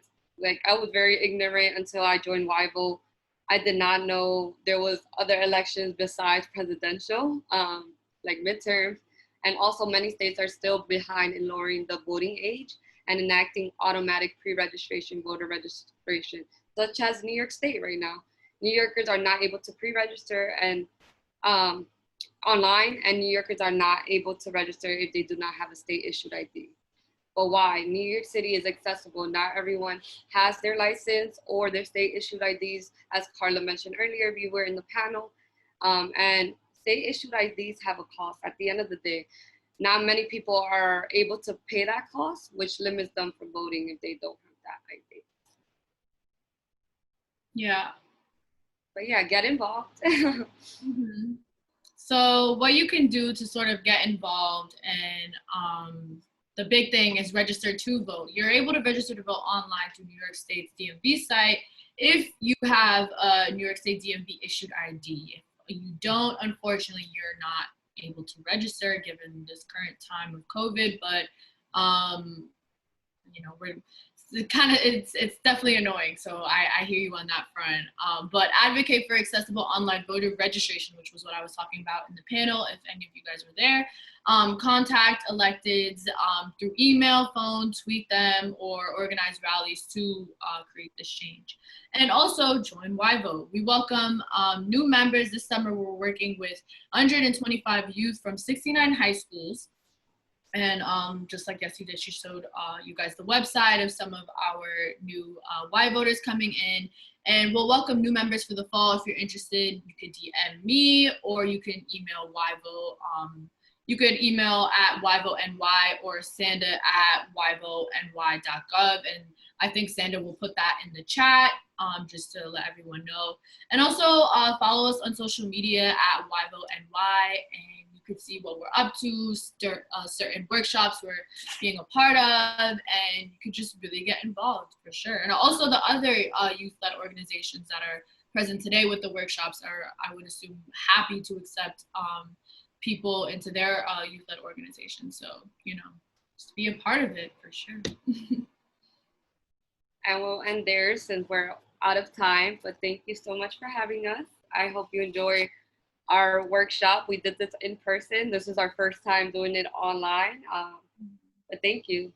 Yeah, thank you everyone just for listening. If you guys were here for the panel, thank you for hearing what I had to say, the questions that I was asked, and just being a part of this workshop. And if you guys have any questions, you can email, DM me, or whatever you want. So thank you. Or DM YVote. Yeah, exactly. All right, thank you guys so much for that amazing workshop. Be sure you guys check out the NYCYCI website for more information about their upcoming events, or just go to YVote's website. So next up, we have Youth Over Guns. Shortly after the horrific shooting in Parkland, Youth Over Guns was created by students of color to advocate for changes in gun legislation. Today, they continue to fight against gun violence and strive to foster safer and more informed communities. Led by Black and Brown youth most impacted by this public health crisis, they focus their efforts towards historically oppressed communities. Here's Andrea Gonzalez with more information. Hey folks, so hi again, my name is Andrea Alejandra Gonzalez. I am the Director of Operations at Yvote. Just want to make sure that everyone can see my screen right now. Just want to double check, you can do it in the comments. Awesome, thank you. So basically we're just gonna be talking about youth empowerment today. And I just wanted to make sure that when we're talking about youth empowerment, we're also including other ways that we can get involved besides voting, because voting is super important. Everyone should be doing it, but we need to really acknowledge that a lot of folks can't vote, whether they're young people, whether they're incarcerated, whether they're undocumented. It's really important to make sure we have other ways of working together as a community to make change. So I know that we're kind of running short on time, but if you guys feel comfortable, please use the chat box and answer these questions. I know you don't have to do the, you don't have to share your name and your pronouns, but I would love to hear about who your role models are and what you do to honor them and make them proud. That might take a while for you to think about, but I can share my first, I can share my answer. So I look up to my dad. He's one of my role models. He was an activist back in his country, and he definitely influences the way that I carry myself in this world and the work that I do. And I honor him by continuing to do the work that I do. I continue to think about what he would be doing in these situations. I want to lead my life as kind and as loving as possible, and that's the way that he led his life. And so that's the way that I honor him and make him proud. Y'all feel free to put their answers in the chat box, because we're going to be kind of talking about just people today. And I just wanted to bring in your role models into space before we get into talking about a larger conversation about folks that we look up to and the folks that have like placed us in this moment and the people that were on their shoulders. So does anyone want to share? They can unmute themselves, or we can just move on. I know it's a really big question. Yeah, I'll give y'all a minute.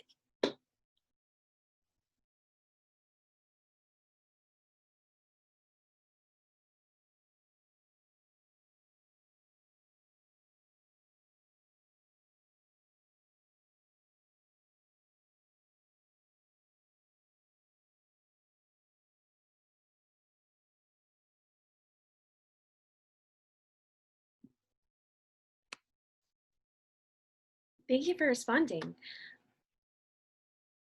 Okay, awesome. So someone said Toni Morrison, someone said John Lewis. Hi,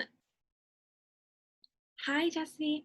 Your mom, yes, I think mothers are amazing. And my mother also is an inspiration for me. So thank you for bringing her into space today. Thank you. And if anyone else wants to go ahead before we move on to the next slide, I would love that. Awesome. And hi, Karla, you did great in the last workshop. I'm sure that I'm going to try to find some way that I can see the panel that you were on. I'm sure it was amazing. I couldn't be on it, but yeah, I'm just going to move on to the next slide because we are running out of time, but feel free to like answer this question whenever you feel comfortable. Awesome. Thank you, Jason. Cool. So I wanted to just address the fact that you know, we think about folks that we look up to a lot of times. And when I usually do this workshop online, I do it with like a lot younger people, and they often mention their fathers and their mothers and their siblings. But I think it's also really important, as Jason and Darby said, we need to talk about also people who maybe we don't know personally, but have inspired us in ways that we can't even describe. So on this slide, I just want to bring into space people like Yuriko Chiyama and people like Fred Hampton and Sylvia Rivera. These people have also inspired me, and I don't really know them. I don't know them personally, and sadly, I will never know them personally, but they're still people that have inspired me and have paved the way to where we are right now.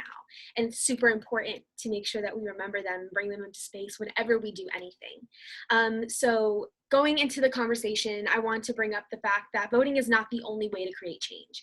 Like I said before, not everyone can always vote. And another layer to that is also voting and the government have often taken advantage of people a lot of the time. We are very distrustful of these systems, and so we can't shame people into voting. That's like unacceptable as a community. We need to know where folks are at and then champion them to our cause. And so there's just other ways to get involved besides voting, and voting's great, but there are 4 things that I have not figured out, but like have kind of talked about before about different ways of getting involved. So one is disobedience. We can mobilize people in masses, and we can bring them out into the streets and that has been a major reason why movements have succeeded. Secondly, petitioning. That has been going around a lot nowadays. There's been petitions around firing police officers who have murdered our community members. There are petitions around changing names of streets and bridges and all that stuff. Third is lobbying. I have gone lobbying a few times before we were all like shut into our homes, but lobbying is also really important. That's more of like political work, and not all folks align with like political work, but lobbying is important, and make sure that you take up space in places that weren't really designed for you, and you make sure that people listen to you, people who are stakeholders, people who are politicians, and just make sure that you are centering attention back onto what your needs are and what your community needs are. And lastly, donating. Sadly, resources still control our ability to move and organize and just mobilize our communities.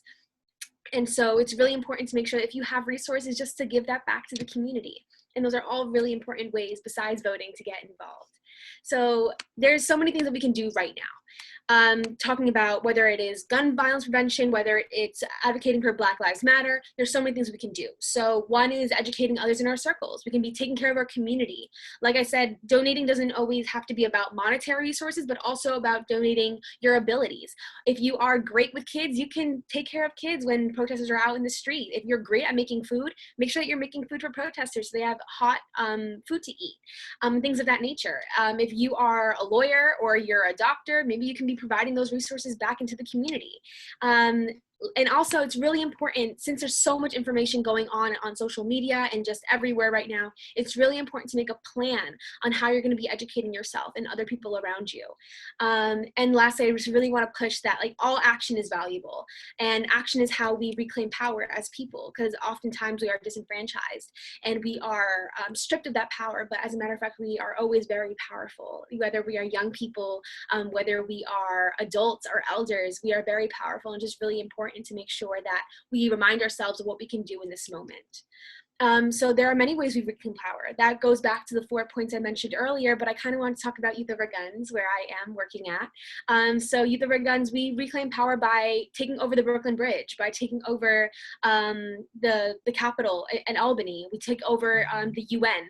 We're there with our bodies and our voices and our passion, and we take up space to make sure that folks listen to us and listen to what our community needs.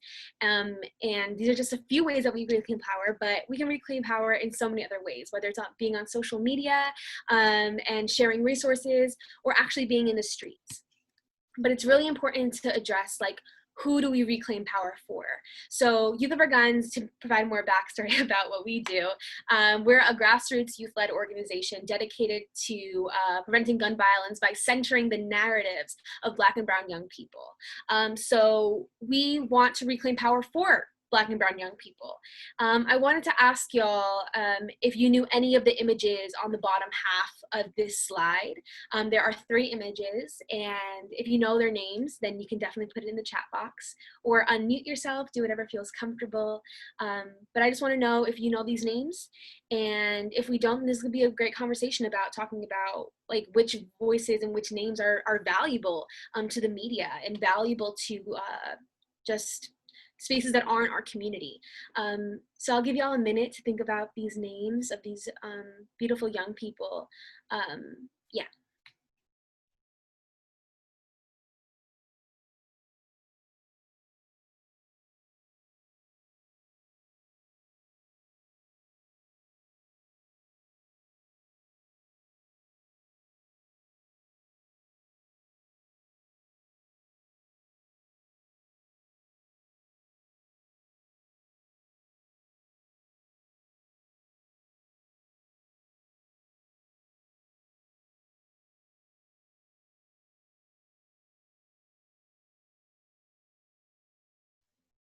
All right, so I'm going to share these names with you. Make sure that if you don't know them, try to write them down. Maybe you can learn more about them and just how violent, you know, this government and the way that the world is, because these three young people were actually killed by folks in our country. Starting on the left is Claudia Gonzalez. She was killed by ICE. The middle is Tamir Rice. He was killed in Ohio when he was only 12 years old. And the last one is Rekia Boyd. She was killed in Chicago. These three young people are often forgotten, mostly because they are Black and brown. Claudia Gonzalez was an undocumented woman. Rekia Boyd was a Black woman who have been consistently forgotten in many conversations. And Tamir Rice, he was also a Black young boy. And so he's also forgotten in a lot of conversations. They are criminalized, they are pushed away and under the rug. And it's really important to make sure that we are reclaiming power for these young people, for folks that don't really necessarily have the platform always. Make sure we're giving the platform back to them, even though they're not with us anymore. So I know I keep reminding myself that we're running out of time, but just a quick content warning. We're going to be focusing on the next few slides, just some images of some young people from before us who have led massive movements from around the world. And some of these images are triggering, so if you need to take care of yourself in however way you need, please do so. If you need to step away, turn off the computer, do what you need to do to make sure that you stay safe and take care of yourself. So I'm just going to kind of go by them. And if you know anything about the movement, you can type it in the chat box. I'm going to give y'all about like maybe a minute on each slide. And then we can close off with some debrief questions about the images that we saw and how that impacts the world that we're in right now.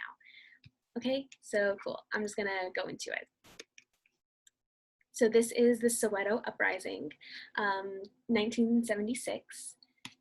And if you have anything to say, I would love to hear it. Yeah, go for it.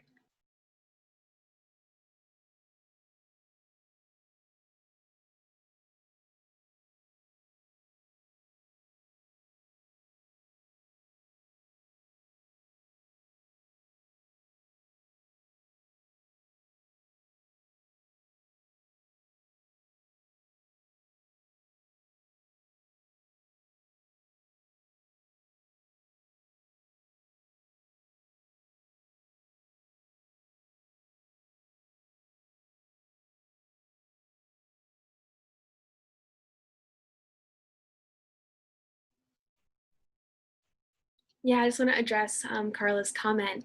A lot of these images that we're going to see are from things that public schools don't really talk about.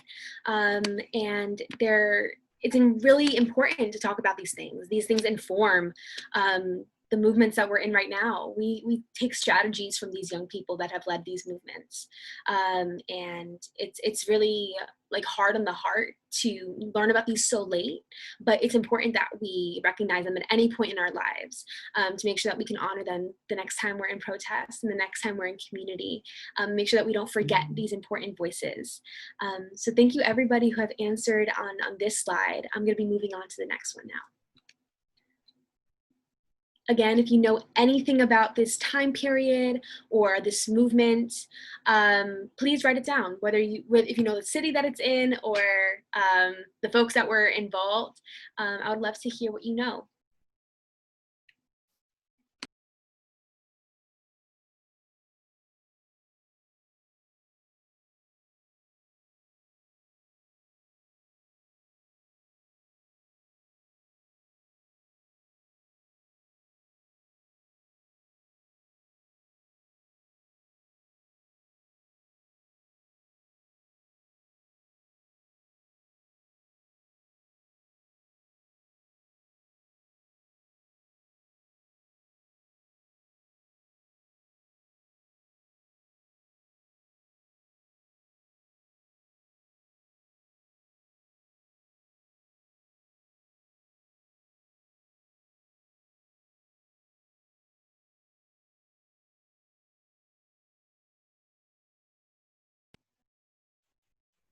Thank you. Yeah, I think a lot of these images resonate with what's happening right now, especially in Portland, Oregon right now. If you don't know what's happening out there, I greatly recommend that you do some research and see how you can support folks out there.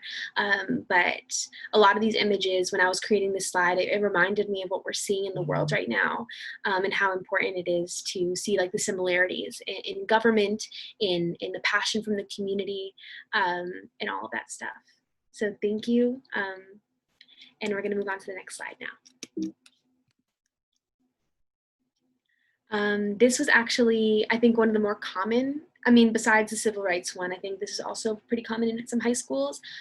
This was sometimes talked about in world history. It was not greatly talked about, but it's important nonetheless. So if you have anything to say about this, I would love to hear it.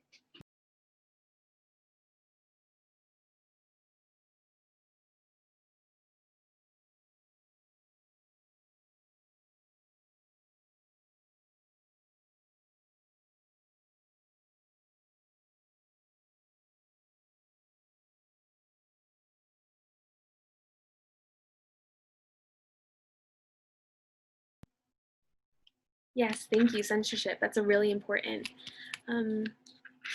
Yeah, that's very true. It's really important to recognize the way that this was erased from our history. I'm like from at least the Chinese history. And I just thinking about the way that the government will deliberately remove things from its from the public memory, just because it makes something else look bad. And I'm afraid that what we're going through right now will also be erased. It makes me think about, you know, what the government wants us to know and what they don't want us to know. So thank you for participating in this slide. We're going to move on to the last one. The Chilean student protest. This happened most recently.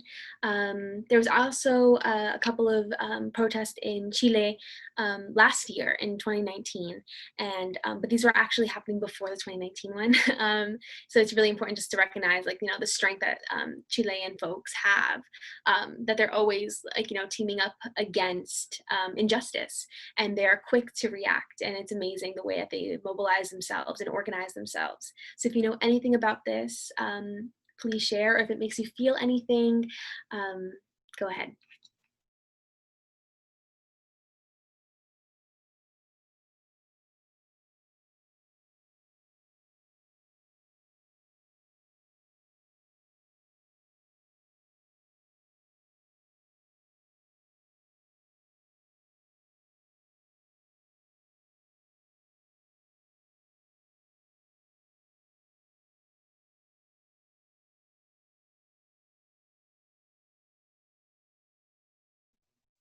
Yes, silencing oppressed people. I think that's also very reflective of everything that was shown, just kind of violence against folks that stand up, who are also often the ones who are oppressed the most.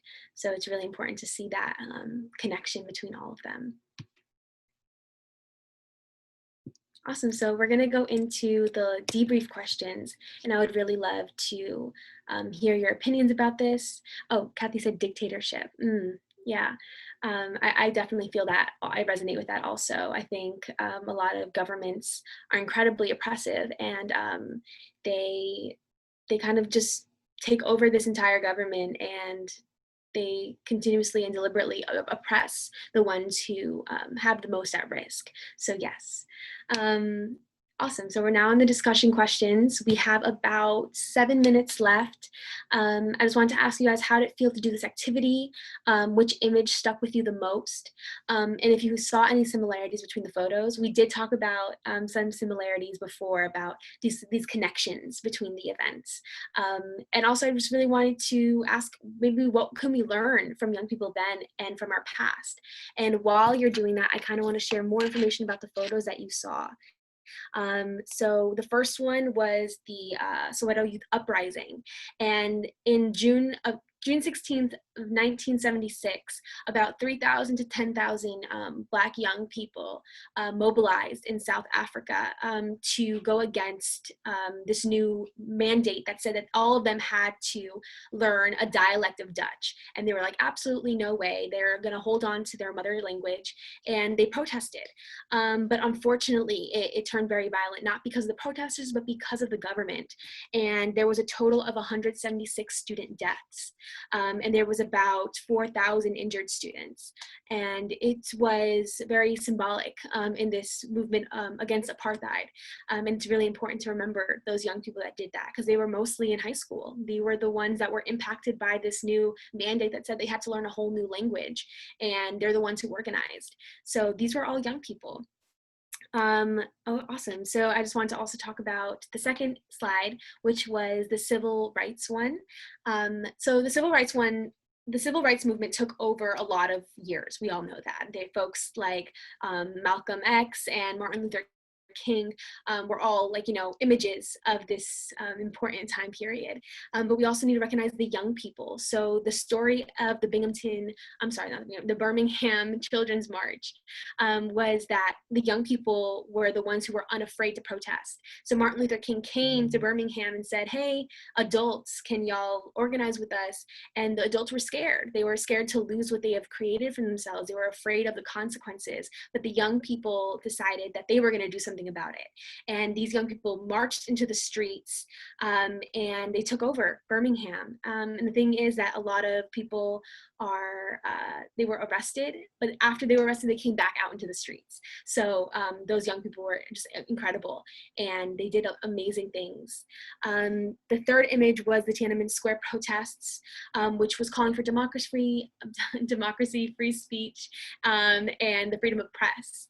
And these young people, the student-led protest lasted for about more than a month, and they organized to go against the government, and it turned violent when 250,000 troops entered their strike because they were just occupying space. At 1 a.m. on June 4th, Chinese soldiers and police stormed into Tiananmen Square and fired live rounds into the crowd. And there was thousands of protesters that were killed that day, and about 10,000 were arrested. And then lastly, because I know we are running on time, I have 4 minutes. I just want to talk about also the Chilean protests. So those ones are about education. And it took over about 2 days. It was a 2-day nationwide strike, and there was a total of about 600,000 folks involved. And they were marching to make sure that the government was funding public schools. And they succeeded for the most part. One of their demands was actually completed. But in the process of that, they killed a young boy, a 16-year-old. And they also arrested thousands of folks, and they killed a few as well, besides a 16-year-old boy.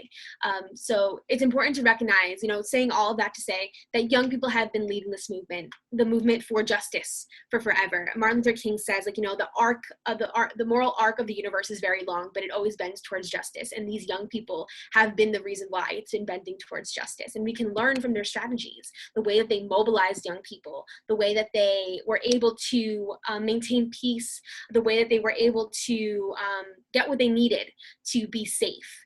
And although it hasn't changed much, we still face a lot of oppression now. It's really important to see the changes that they've made now. So we're just going to go into the comments really quick before I wrap up. Someone said the good degree. Oh wait, no, that was before. Destiny said similarities, addressing nonviolence with violence. Jason said the power of youth, and how it's not a new fight. And yes, this is not a new fight. And so it's just really important to recognize that there's so much work to be done, and recognizing that our elders have paved the way. And they will continue to pave the way, even when we lose them, like, C.T. Vivian and John Lewis. We have lost our elders, and we will continue to lose elders, sadly. But, we have learned from them. They have taught us well. So the fight will never really be over, and we'll continue to learn and make mistakes and make sure that we are including everybody in this movement, because that's what's the most important thing. So thank you all for listening. Thank you for being here with me. There's one more workshop, but just thank you for sticking it out. And I'm so excited to hear from y'all. Be sure to follow us on social media. You guys can email me or email Youth Over Guns. And I look forward to talking to y'all. So have a good day, y'all. All right, thank you so much for that amazing workshop. Be sure to follow up with Youth Over Guns and to go on their website for more information, go on our website for more information, and you can email Andrea directly if you want to. So next up, we have Young Governors, which is a youth-led organization that trains individuals to become more active participants in their communities. Based in Queens, they work to build up young organizers that want to make a difference in and beyond their communities. Here we have a few people from Young Governors to share more in their workshop.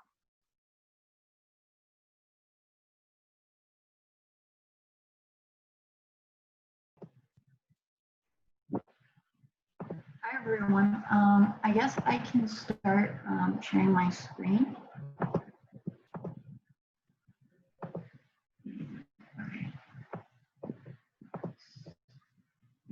Not that. So my name's Wendy, and today I'll be starting off our workshop for Young Governors. And who are the Young Governors? We're a youth-led organization based in Elmhurst and Queens, Corona. And each year we create projects addressing specific issues our community faces.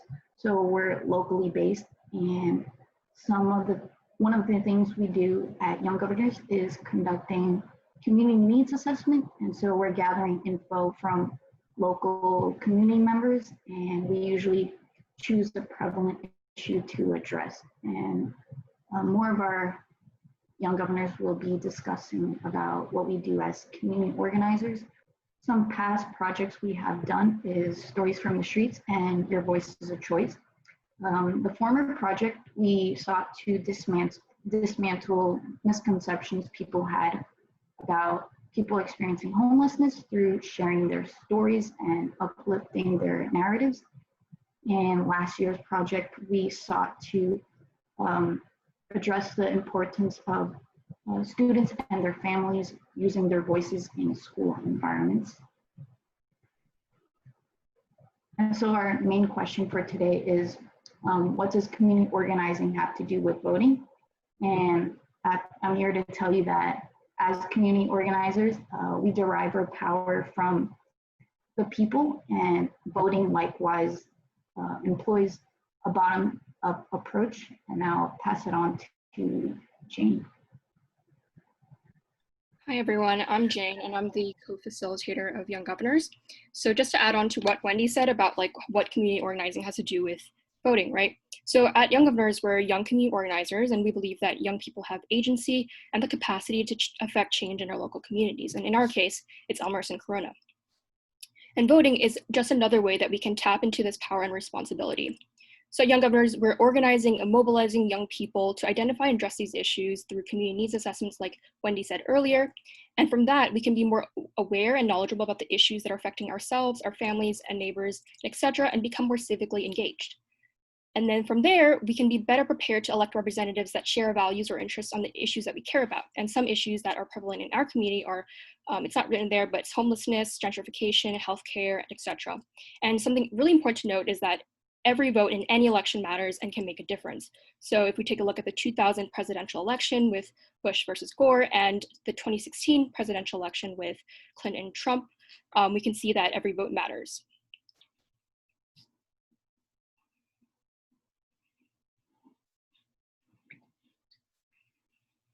And then something else to note is that young people historically have low voter participation rates or turnout rates compared to any other age group.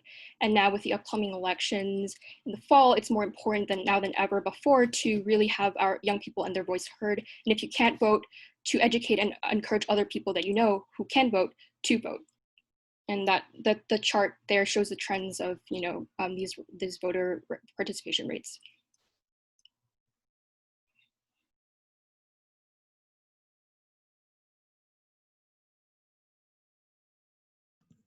Okay, so let's ask ourselves, how do we affect change? Moving on to community organizing 101. So when you're trying to find out the important issues in your community, you should start with issue identification process. We have methods such as the problem tree, which helps you recognize the root of the problem. So instead of when you're trying to figure out an issue or a problem, instead of finding out the symptoms and the effects of the problem, you identify the root causes. And also ask yourself why constantly. Why is this? Why is that? That will help you get to the root of the problem. Also, when you find the issue or a problem, you have find people in your community, find people in your district, like representatives, people within power in government, find representatives who care for this issue and desires to find the root of the problems. Another method is problem versus issue, which is something we use in YG all the time, where we turn problems into issues. So problem is a more general, vast type of concept. It's on an individual and personal level. It's not easy to it's not very easy to like find how to solve it. But on an issue, an issue is on systematic and community level, so it's very specific and concrete, and it leads to action and tangible results. You can actually find ways to solve it. Next slide.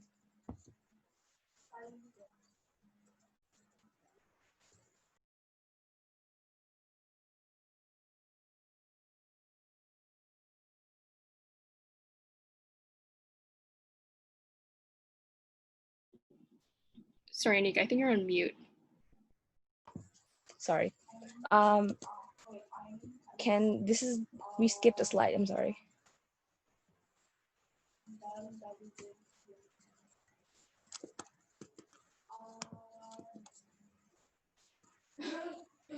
Okay, mobilizing people, outreach and networking.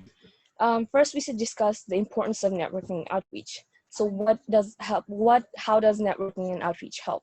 First of all, it builds long-term relationships and connections with others. So whoever your partner is, if you regularly engage with your contacts and it helps strengthen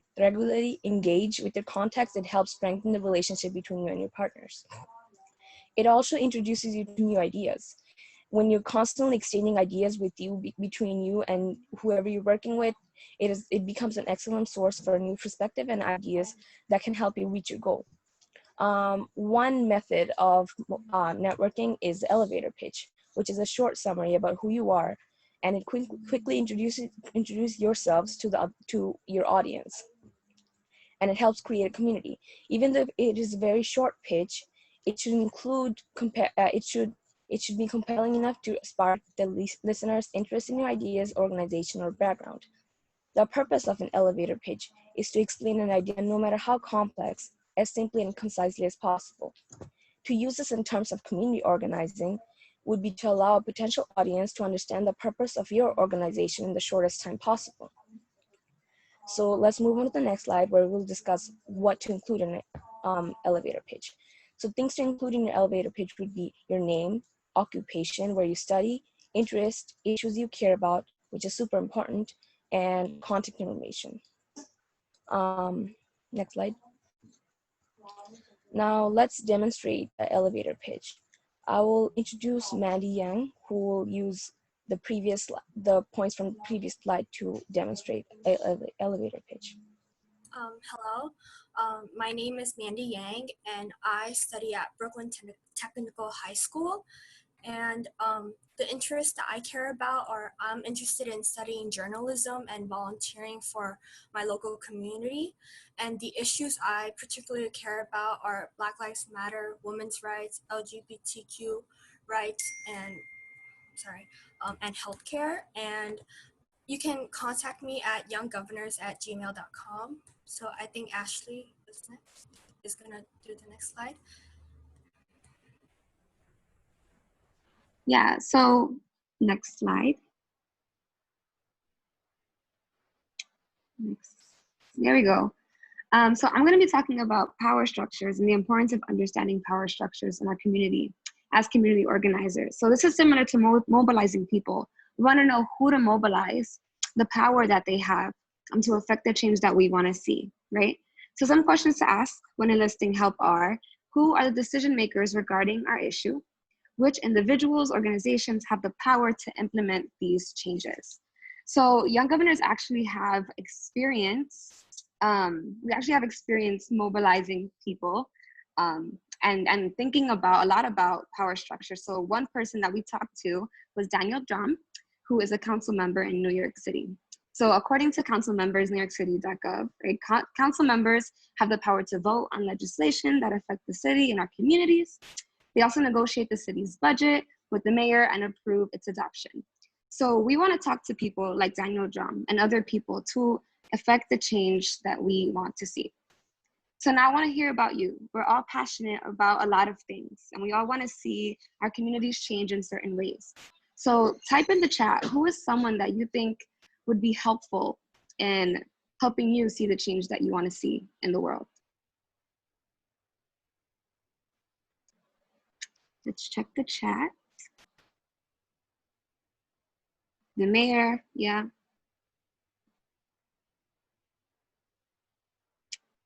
Let me get one more. The president, yes. We love that, we love that. Awesome. So next slide. City council member, yep. Awesome. Alrighty.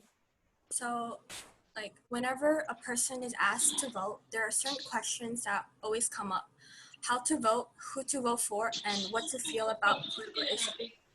So some of the components of voting that addresses these questions are being informed and reading credible news sources. These will help answer the questions of who to vote for and what to feel about the political issues, because by reading these credible news sources, you can be informed about the issues you care about and how you feel about it. And based on how you feel about it, you get an idea of who to vote for. And how to vote, you simply follow the steps of pre-registering to vote, register to vote, identifying your polling places, checking your requirements, and bring someone else to vote with you. Next slide. So a little slogan we came up with about the consequences of not voting is, if you don't vote, you're going to pay the price, and the price is electing bad politicians who won't address the issues that you care about. Next slide. Wendy will do the snowman activity. Yeah, so our next activity is a version of hangman, but we're gonna call it snowman activity. And for this activity, I'm gonna go out to a new tab. Can everyone see our snowman? Okay, so our snowman has, we're gonna be guessing a 5-letter word, and maybe you guys guess the word based on the previous slide. So put in the chat what letters you would have liked me to put in. J, okay. Sorry, I don't know my alphabet right now. No, no J. B, N, okay. B, no. N, no. Let's see.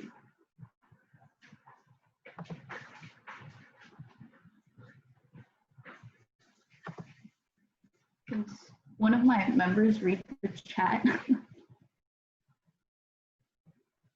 I got you. Okay. You stopped at which letter? I think N or B. B and N. Okay. A. A. Okay. Our snowman O. is melting. O. K. K. M. M. E. E. E. Okay. We have a letter up there. I think our snowman has basically You did such a great job. I think one more letter, or we're already finished.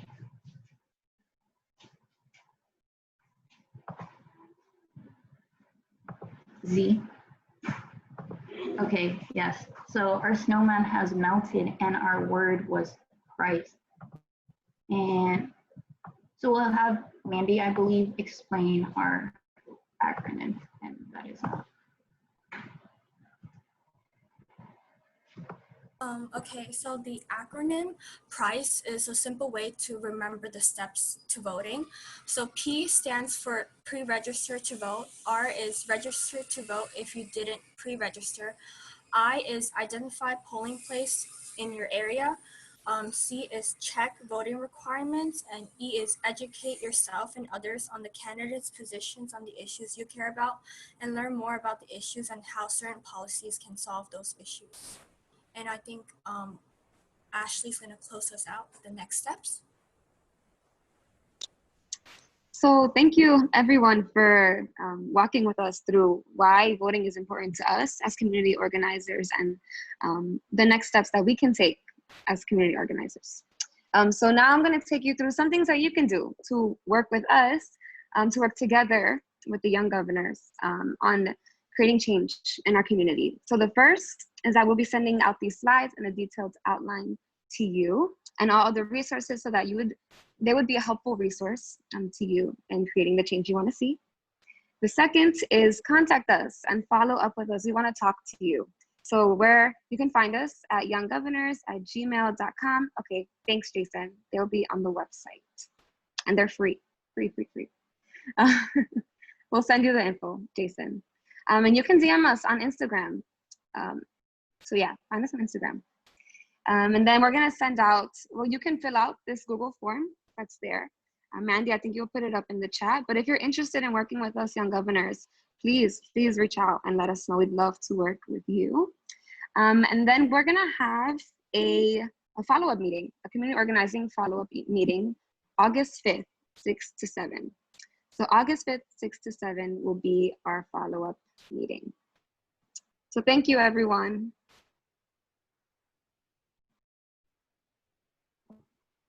All right, well, thank you guys so much for coming and thank you for that amazing workshop.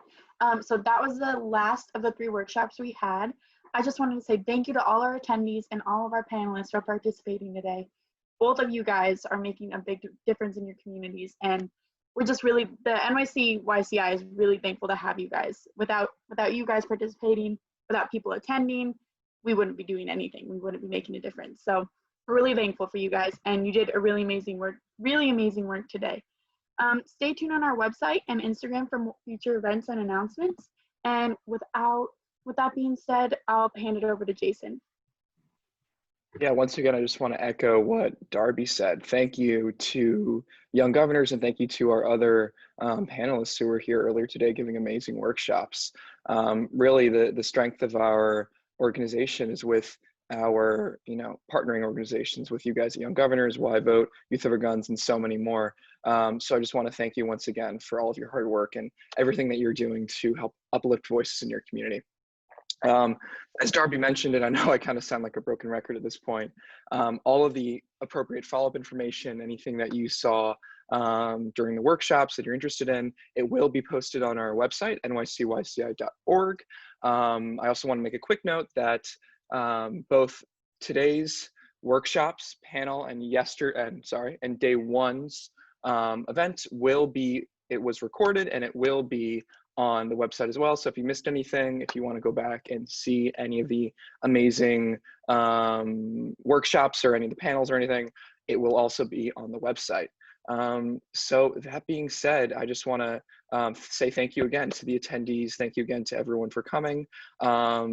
And stay tuned on our Instagram, on our website for NYCYCI future events. And I hope this concludes obviously the 2-day event series. So I really hope that we were able to arm you with both the knowledge and the skills necessary for you to go out there and be effective advocates and engage citizens and voters. So once again, thanks to everyone.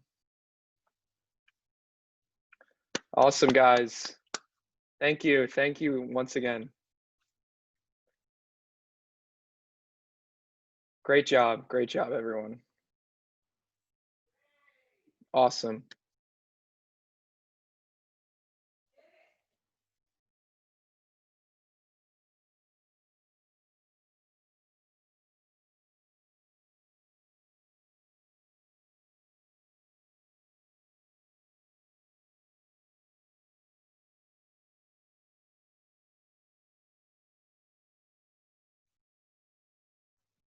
All righty.